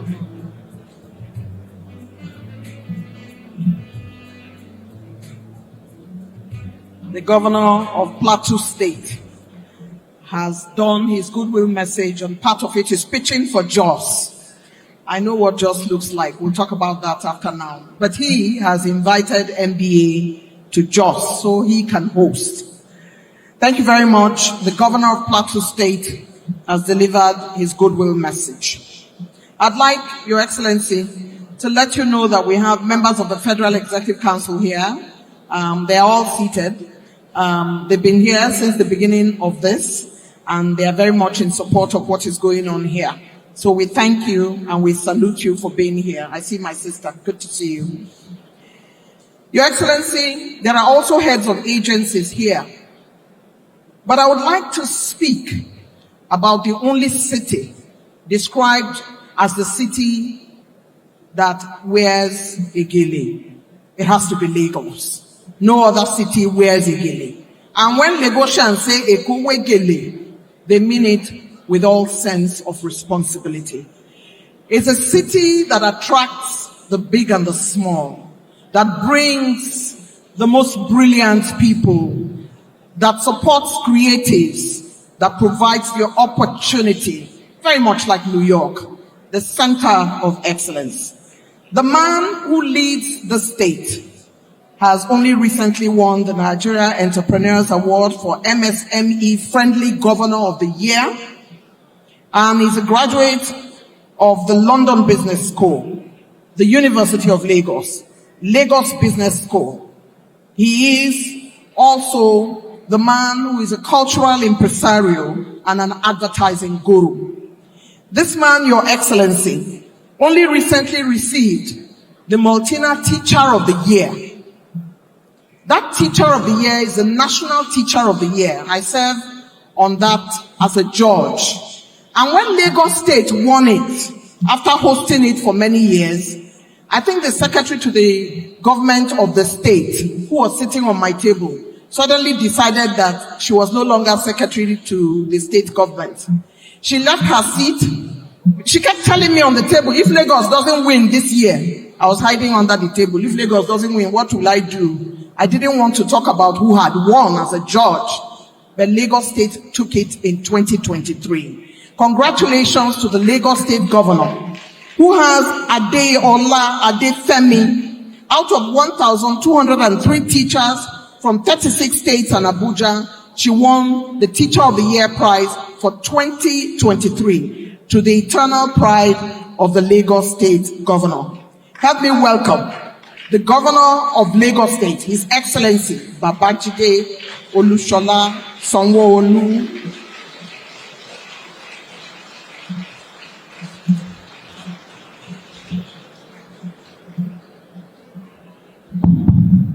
Thank you very much. President of the Federal Republic of Nigeria, here ably represented by a very intelligent and capable Mr. Vice President. Thank you very much for coming. Let me, because of time, rest on all of the protocols that have been well established this evening. But permit me to acknowledge not only my colleague, the Governor of Plateau, but also to acknowledge very warmly the guest speaker, who indeed has made nuisance of whatever speech I've been asked to come and deliver here earlier. So, having observed the protocol, let me formally welcome the NBA 2024 conference. Let me formally welcome you to Lagos. Let me welcome you to the commercial, economic nerve center of our country. Let me welcome you to the state of aquatic splendor. Let me welcome you to the city that never sleeps. Let me welcome you to the city that if it should get cold, the whole nation could have fever. But let me welcome you to the city that truly, really beckons what Nigeria stands for, Lagos. But I cannot lose the opportunity or miss the opportunity that NBA had brought one of the foremost economists of modern world, not just Nigeria, to come and give you a keynote speech today. And for me, listening to Aunty Ngozi this evening challenged me as a public officer, as a politician, as a leader, and I have taken copious notes. She did actually mention to us all of our challenges as a nation. And as lawyers, you have seen when you bring an economist forward that numbers will throw out. Numbers are things that some of you might not be conversant with, but it is real that you take note of those numbers. She had indeed used Peru, a country less than 40 million, as an example of where Nigeria was, where they were, and where they are today.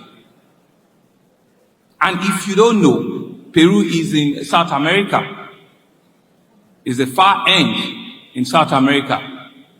And South America has been one of the continents that all of the Brethren Woods are used, to change the world and to tell their stories. But more importantly, Aunty Ngozi have told us, as politicians, that we need to sit back and sign the social contracts. She has enumerated for us, and I've taken notes, that indeed security of life and property is one of the cardinal things that the social contract is all about. That economic and institutional framework, ensuring that it is not the political party that designs an institution. It's the people, we the people of Nigeria, that designs that economic trajectory, and we must keep it. That is important for us to keep the women, the vulnerable in our society, and continue to provide social interventions for them. It's very important that the judiciary, the legal profession, that which all of you sitting in this room are part of that conversation that ensure that our electoral process is up and running. Of course, she also mentioned to us that we cannot leave technology out of all of it. But she's not worried about technology because she knows that Nigeria has some of the brightest minds, some of the most creative minds, and that when it becomes technology, we'll catch up and we'll raise up with the world. But indeed, for that social contract to work, for us to implement that social contract, holistically and systematically, what did she say? Everybody must be part of it. And the last question she asked us, are we ready? I stand here as a public officer this evening, Mr. Vice President, that I am ready. Lagos is ready. We are ready as a state to take on the contract. And I'm privileged that I stand here as the 15th governor. I know who our president is. He was our 12th governor of Lagos State. He started a journey about 25 years ago in which he led the trajectory of Lagos. And that is what we're building on up until today. And we have demonstrated that even in the legal profession that all of you are part of, we've had legal institutional framework that is next to none in this country. We've had more women in our judiciary consistently than any other part of the country. And we've kept faith with that.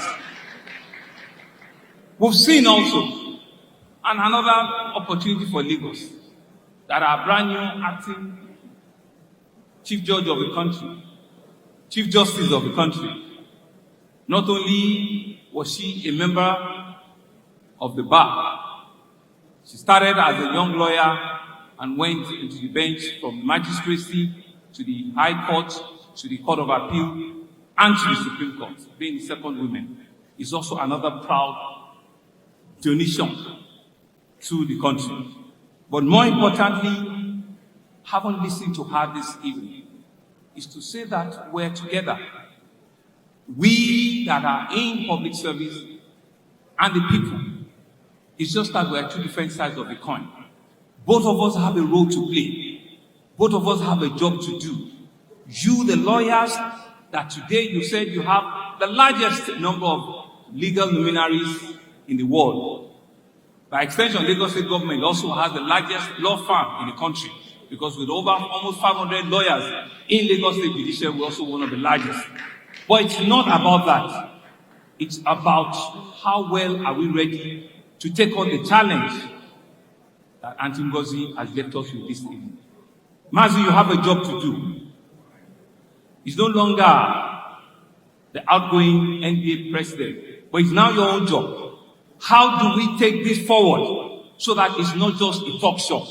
How do we ensure that all the numbers and all the suggestions that she had laid for this evening is not just another talk show? How do we ensure that all of us in this room have a role to play? Back in the green room before she came, she said to me, Mr. Governor, it's nice to see you again. By the way, I still pay my tax.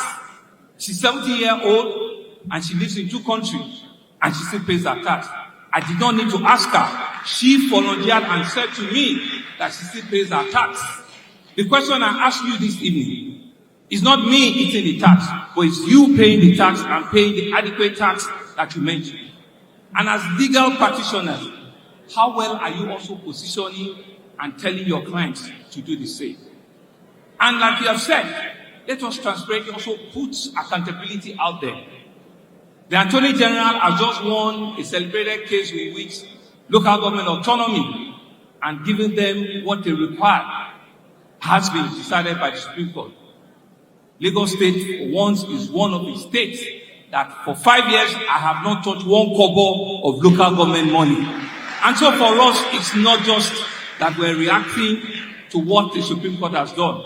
It's because we are ready. We want to stand, be accounted, and be seen as being ready.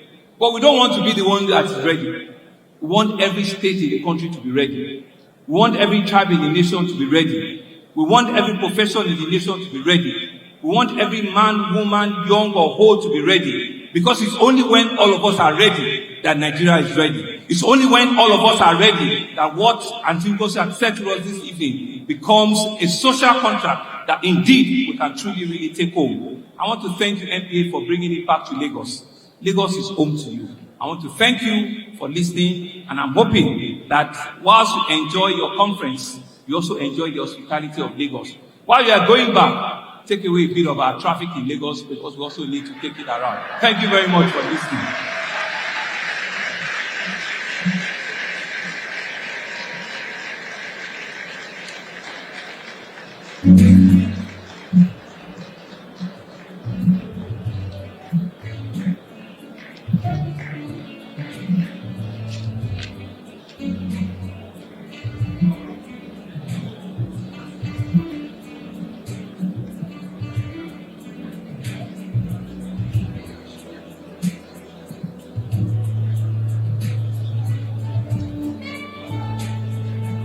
Thank you so much, Your Excellency, the Governor of Lagos State. Your Excellency, if you were to appear before a judge, the first thing he would say is that you are well dressed. Because judges are very keen on appearance, and we're so privileged again to be in Lagos. Thank you for always hosting us. Please, we have some distinguished persons here, particularly from outside the country, who are sharing a very good relationship with the Nigerian Bar Association. In that regard, we recognize the presence of Mr. Yo Boafo, the president of the Ghana Bar Association. You're most welcome. But I've been told to still tell you that Nigerian jollof rice is better. Thank you so much. Then we also welcome Mr. Peter Maynard, the president of the Commonwealth Lawyers Association. You are most welcome. We also recognize the presence of Mr. Richard Atkinson, the vice president of the Law Society of England and Wales, and your esteemed delegates. We are so privileged to have you with us. We also recognize the representative of the MD of the NDIC, and we also acknowledge the apology of Senator Aminu Tambuwal, former governor of Sokoto State, who couldn't join us here, but sent his apology. Thank you, thank you. Your Excellencies, my noble lords, ladies and gentlemen, the most topical issue in the country, particularly as far as the nation building is concerned, is the recent decision, majority decision of the Supreme Court of Nigeria, which declared financial autonomy for local governments in Nigeria. Lawyers are doing a wonderful job in nation building. That case was handled by a lawyer, a very senior lawyer, one of the best in this nation, who also happens to be the chief law officer of the Federation, the Honorable Minister of Justice and Attorney General of the Federation, Prince Lateef Olasukomi Fagbemi, Senior Advocate of Nigeria. Your Excellencies, ladies and gentlemen, please make welcome the Honorable Attorney General of the Federation for his address. Please a round of applause for him.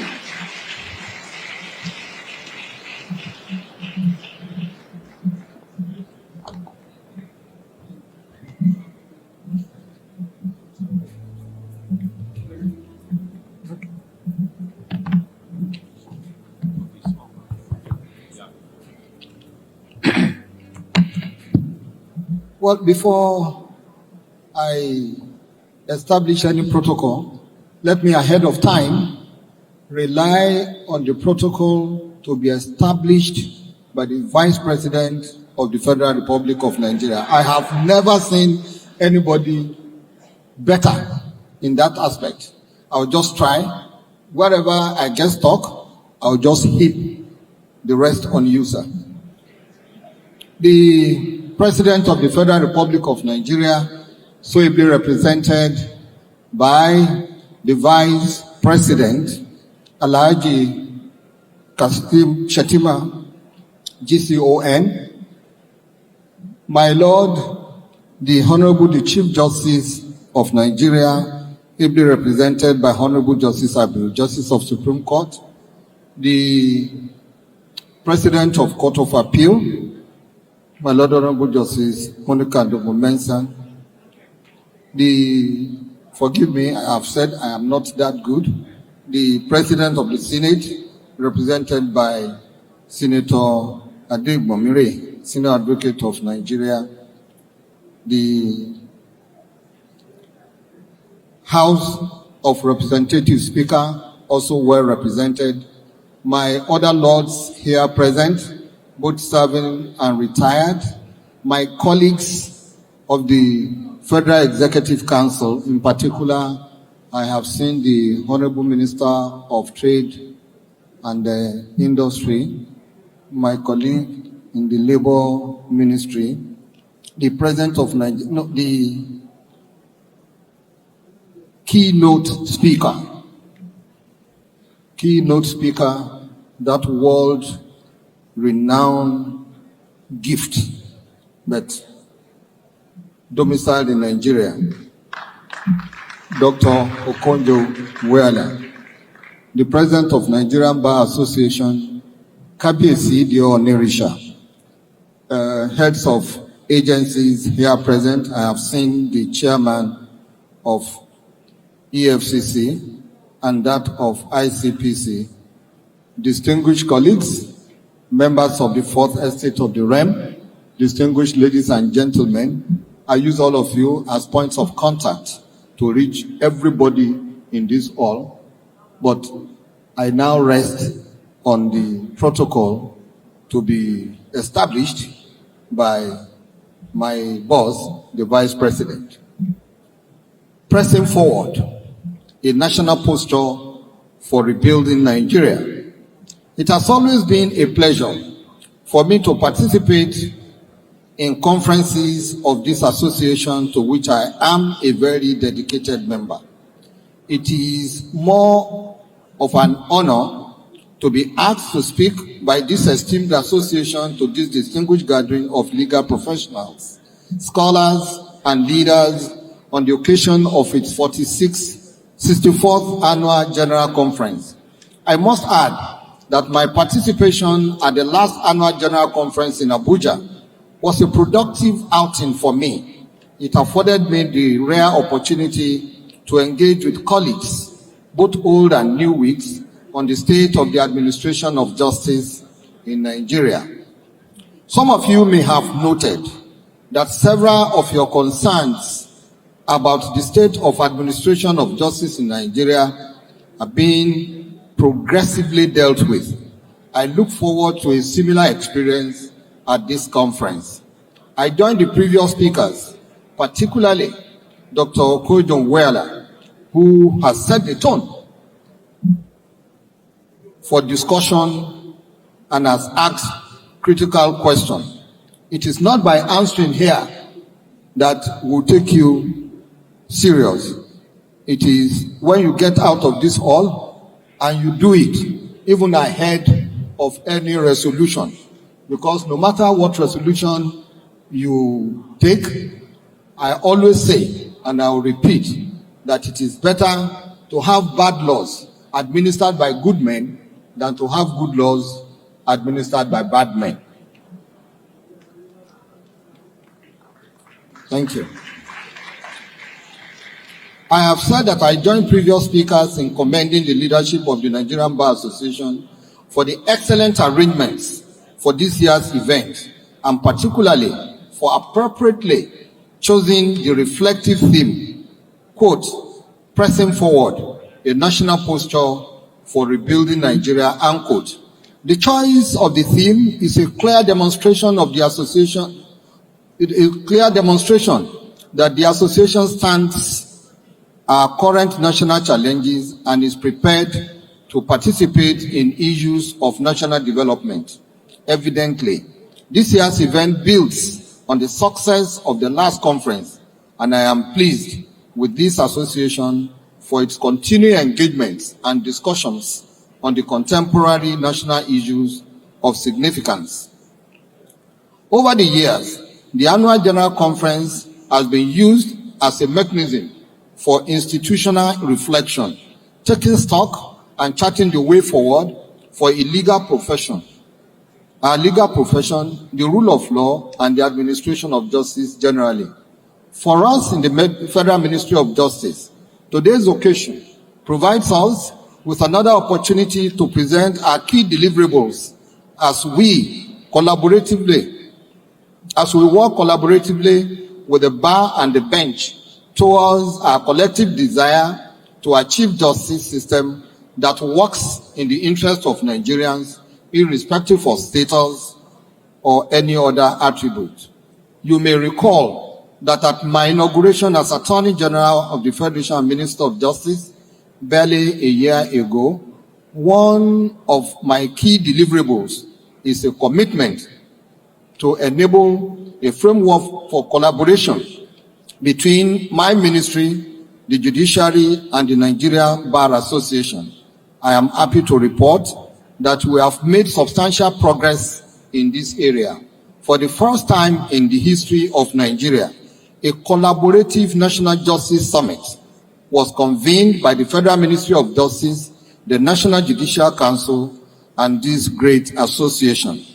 What in my humble view is even more noteworthy is the statement of future activities presented in the format of a communique and signed by the Honorable the Chief Justice of Nigeria, the President of the Nigerian Bar Association, and my humble self. Going forward, these three institutions now have a framework and a joint agenda for cooperation, collaboration, and commitment to justice sector reform.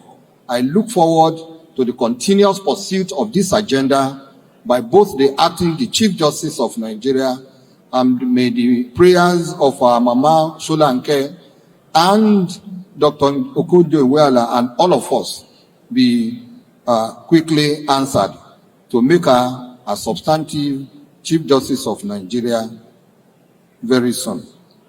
This agenda for reform of the justice sector identifies several action points. Of note is the recognition that we cannot begin to debate judicial reform without paying attention to the conditions of service of our judicial officers. Again, I am pleased to report that we have made progress in this area. On these, I want to particularly recognize the commitment of His Excellency President Bola Ahmed Tinubu, GCFR, for his unwavering commitment to improving the status of judicial officers in Nigeria.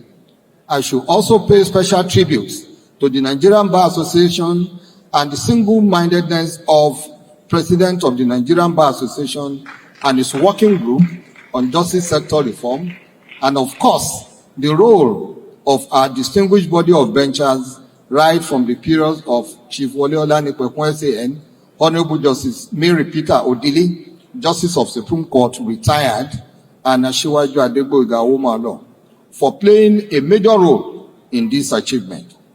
I have said that improved remuneration for us is not the beginning and the end of our intervention in the judiciary. We are keen to work collaboratively with all institutions of government that other issues that are crucial to strengthening the capacity of our judiciary are dealt with expeditiously.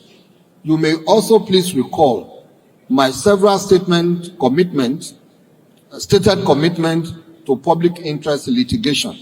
The Federal Ministry of Justice under my watch will continue to provide support to issues that touch on the socio-economic and political development of Nigeria.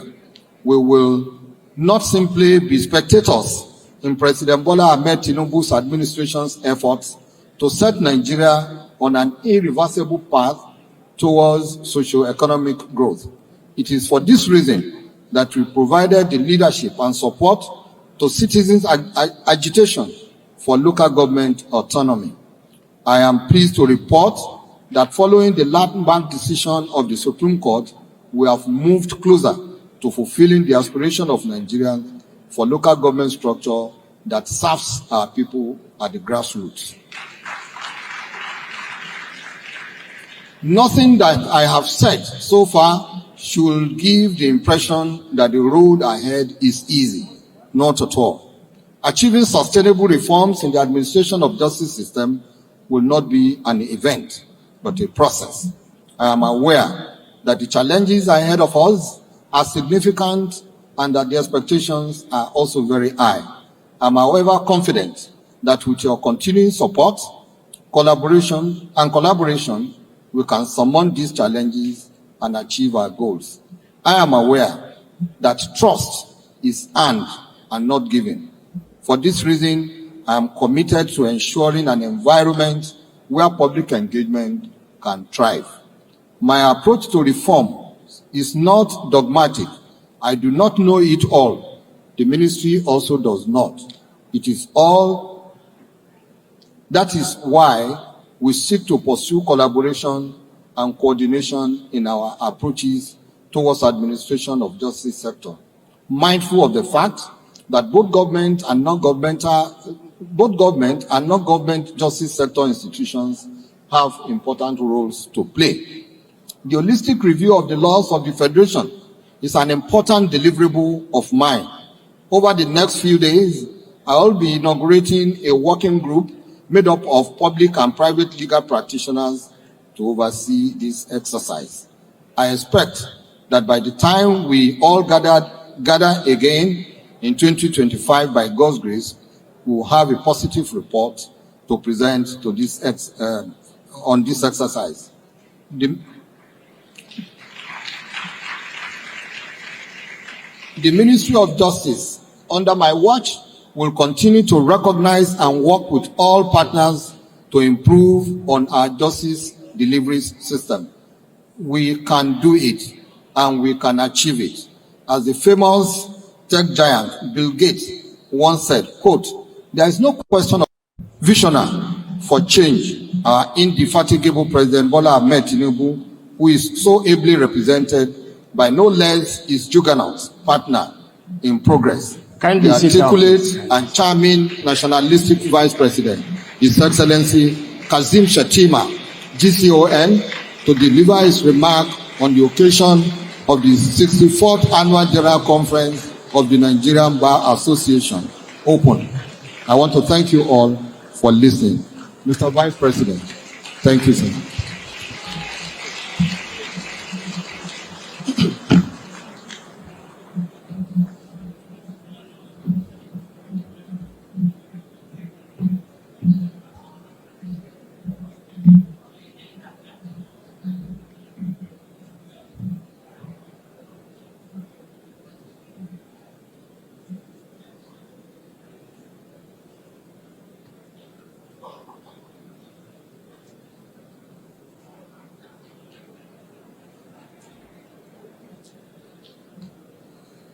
You know, for the good, supposedly bad, and supposedly ugly reasons, I am one Nigerian that has had his fair share of trending on the internet.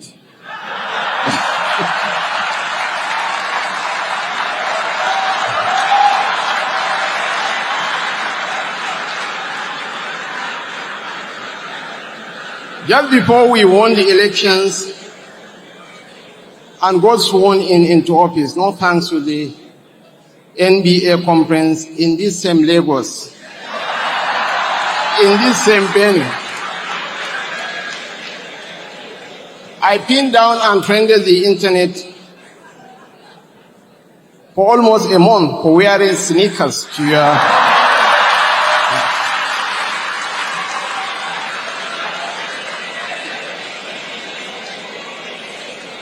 I thought that will be the last time I will be invited or I will speak at your conference. However, it is revealing to see that wearing sneakers or not is not a requisition to be at NBA events.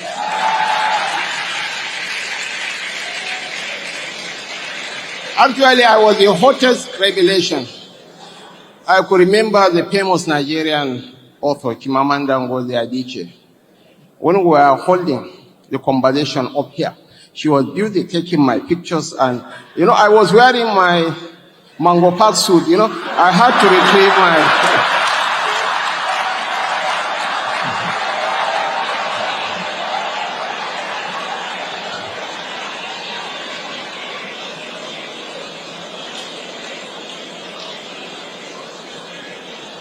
And I will urge you not to mind Eugenia Abu for all the encomiums she poured on me. She is an ageless beauty queen. She will clock 63 on the 19th of October. By the time she graduated from ABU Zaria in 1981, I was wearing shorts in secondary school. Your Excellency John Dramani Mahama, former President, Federal Republic of Ghana, the President of the Senate, ably represented by the Chairman, Judiciary, Human Rights and Legal Matters, Senator Adeni Adebombire. The Speaker of the House of Representatives, ably represented by the Leader of the House, Professor Julius Iombare. Mr. Governor, the Executive Governor of Lagos State, Babajide Olushola Sanwo-Olu. The Governor of Plateau State, Barrister Caleb Mutwa. My Lord Kudirat Motomori Olatu Kumbo Kudirat Kekere Ekun CFR, the acting Chief Justice of the Federation, ably represented by my junior brother, forget about his big size, my Lord Justice Habib Adewale Abiru. My sister, the President of the Court of Appeal, my Lord Justice Monica Bolnan Donkam Mensem. Honorable Justice Benedict B. Kanyim, President of the Industrial Court, the President of the Nigerian Bar Association, Yakubu Mekiao, and my sister, beyond her awesome intellectual credentials, most importantly, she is a wonderful human being who exudes humility and accessibility. Dr. and Mrs. Ngoji Okonjo Iweala, DCON. Are we ready? Are we ready? Truly, we are ready.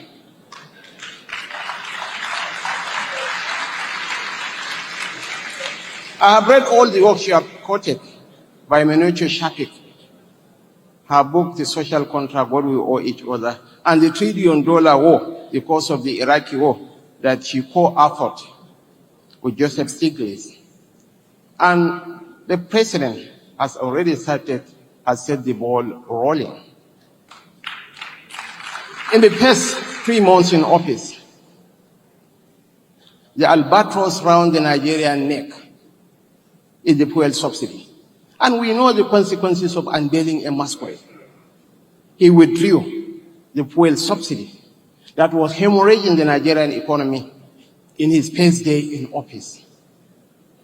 Beyond that, the collapse of the multiple exchange rate regime that provided an opaqueness and room for corruption was also one of the monumental decisions of the Tinubu administration.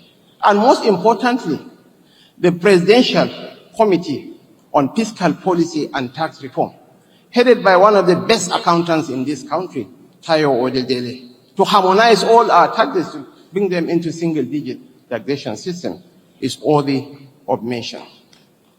But Dr. Ngozi Iweala, you have done well. You have done justice to what is needed in this country. But as Goethe, the German philosopher, said, let every man sweep the front of his own door and the whole world will be clean. The lawyers, you also have a role to play in bringing about equity, justice, fairness, inclusivity, and economic growth. The President-elect of the Nigerian Bar Association, Mahdi Afam Osigwe, all former presidents of the Nigerian Bar Association present here, the Chairman, NBA Annual Conference Planning Committee, our distinguished members of the inner and outer bar. But I must mention my own lawyer and my friend and my brother, Malam Professor Yusuf Ali. Our Royal Father, Your Imperial Majesty, the Oni of Ife, Oba Ade Enitan Ogunwusi Ojaja II.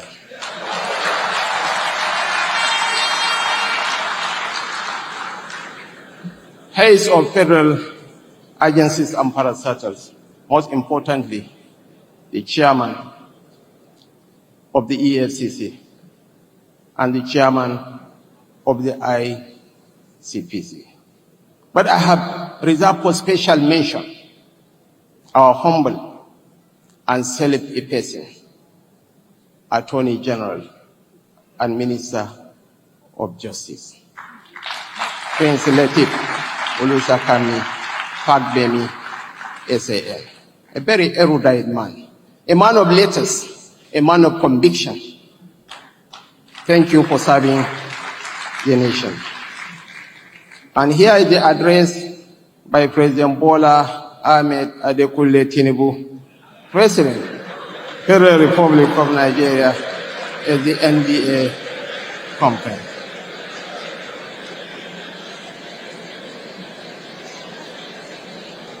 It is with great pleasure that I welcome you all to the city of Lagos, the center of excellence for this assemblage of noble members of the Nigerian Bar Association, a foremost professional and highly revered association. It is also pertinent for me to comment on the choice of Lagos as venue for this year's conference. I need not reiterate my filial affinity with Lagos, where I was privileged to serve at the helm of affairs from 1999 to 2007 as governor. The city of Lagos occupies a pride of place in the annals of the legal profession in Nigeria, and its status as the commercial capital expectedly makes it a melting pot for the brightest and finest of public and private lawyers. The choice of Tafawa Balewa Square as one of the venues for the conference is also commendable. TBS, as you may be aware, is one of Nigeria's prime historical and cultural landmarks.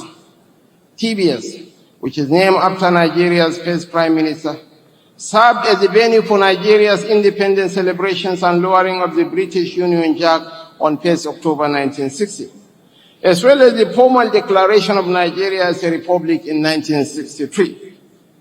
The square also hosted the All-National Assembly and Supreme Court buildings. Thus, TBS is a symbol of independence, liberation, rule of law, and democratic governance, which accords with the ideals of the NDA. It is also remarkable to recall that Chief Christopher Alexander Sapara Williams, the first indigenous Nigerian lawyer, called to the English bar on 17 November 1879, started his legal practice in the Lagos colony on 13 January 1888, and expectedly served as the former national chairman of the NBA, as the position of president was known then. The Nigerian Bar Association has a sterling history, notable for championing the ideals of democracy and promotion of the rule of law.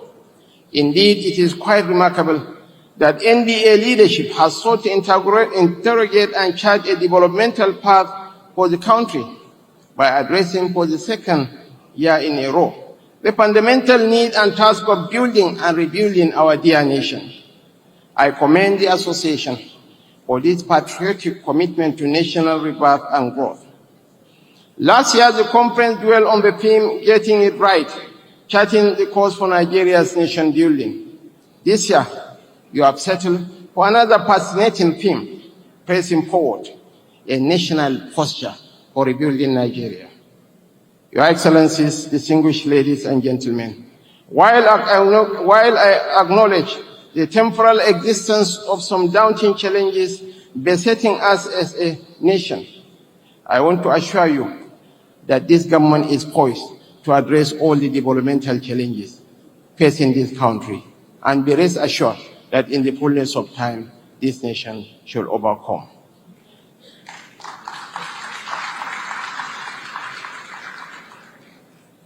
I want to assure the learned members of the bench and the bar that this government will continue to accord top priority to the welfare of the judiciary, to ease avoidable burden on their lordships and speed up the adjudicatory process, which is a sine qua non for social order and economic development.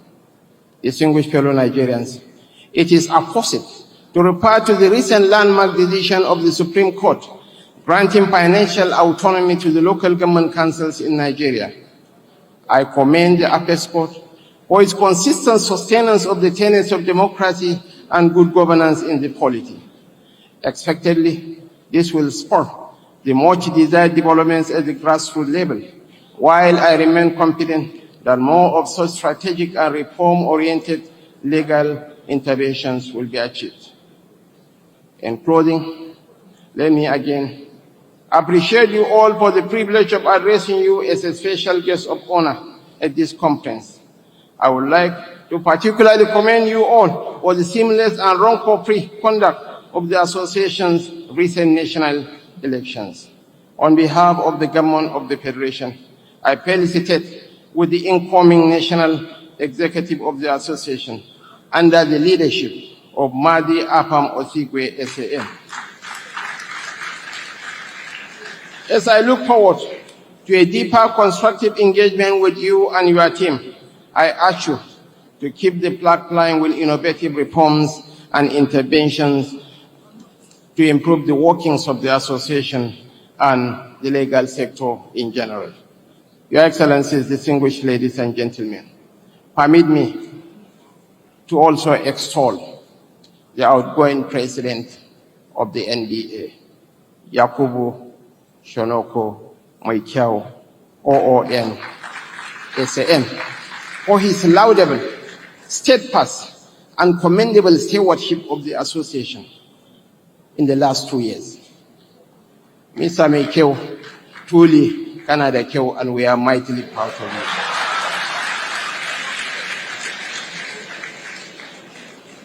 you. Let me assure you that this administration will continue to promote the rule of law, adherence to the principles of separation of powers, and tolerance of dissent within the bounds of the law.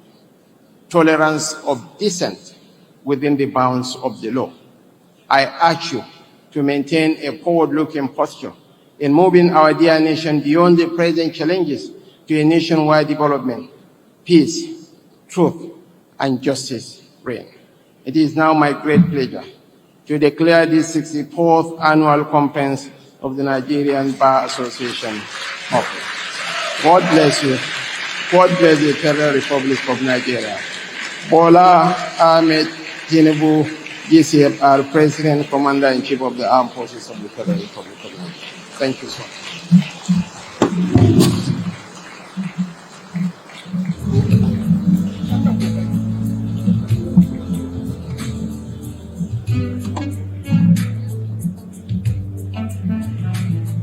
His Excellency will be unveiling some books now. Your Excellency, sir, if you will just step back so that they can move it, sir. Your Excellency, thank you, sir. If you just stay where you are, up above the stairs a little bit, and then they can move the book towards you. And the books that are going to be unveiled: History of the Nigerian Bar Association, Advocacy Briefing Note, Proposal for Sustainable Reform of the Judiciary, Briefing Notes, Proposal for Reform of the Nigerian Correctional Service and the Nigeria Police. And I believe that Habib has the honors of those who are going to join Mr. Vice President. Habib? Yes, please. Thank you, Mrs. Eugenia Abu. Please, we thank the Vice President of the Federal Republic of Nigeria for such a wonderful speech to declare this conference open. We are all privileged to have you join us. Please, the past presidents of the Nigerian Bar Association, past general secretaries of the Nigerian Bar Association, national officers of the Nigerian Bar Association, and all our dignitaries on the white seat to please join Mr. Vice President to unveil these very important documents. Please, national officers of the Nigerian Bar Association here present, past presidents of the Nigerian Bar Association, and the author of the history of the Nigerian Bar Association, Olanrewanju Akishola, popularly known as Onigege Wura. Please kindly join.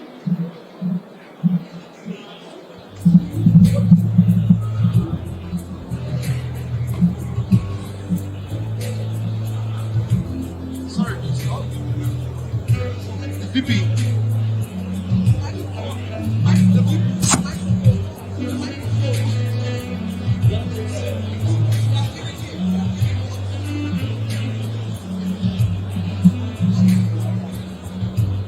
On behalf of President Bola Ahmed Tinubu, it's my singular honor and privilege to cherish forever to unveil these beautiful publications by the NBA to promote the rule of law and good governance in Nigeria. But I will grant that privilege to the ladies, our mother, Mrs. Priscilla Kwe, and our living legend, Dr. Okonjo Iweala, and Mrs. Hyde. I'll give them that.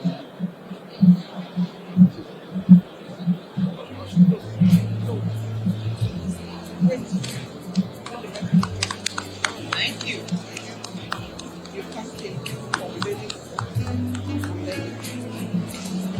We thank the Vice President for unveiling these publications.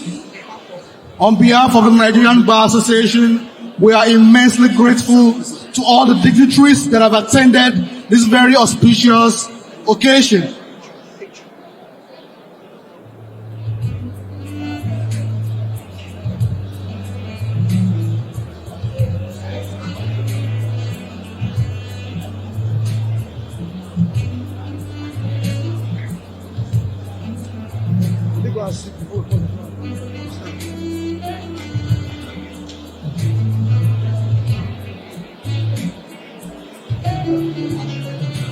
Please, it is an honor to have shared this podium with a living broadcaster legend. Please put it up for Mrs. Eugenia Abu. And please, gentlemen, the national anthem to bring a close to this very august occasion in the month of August. Thank you so much, everyone, for being here.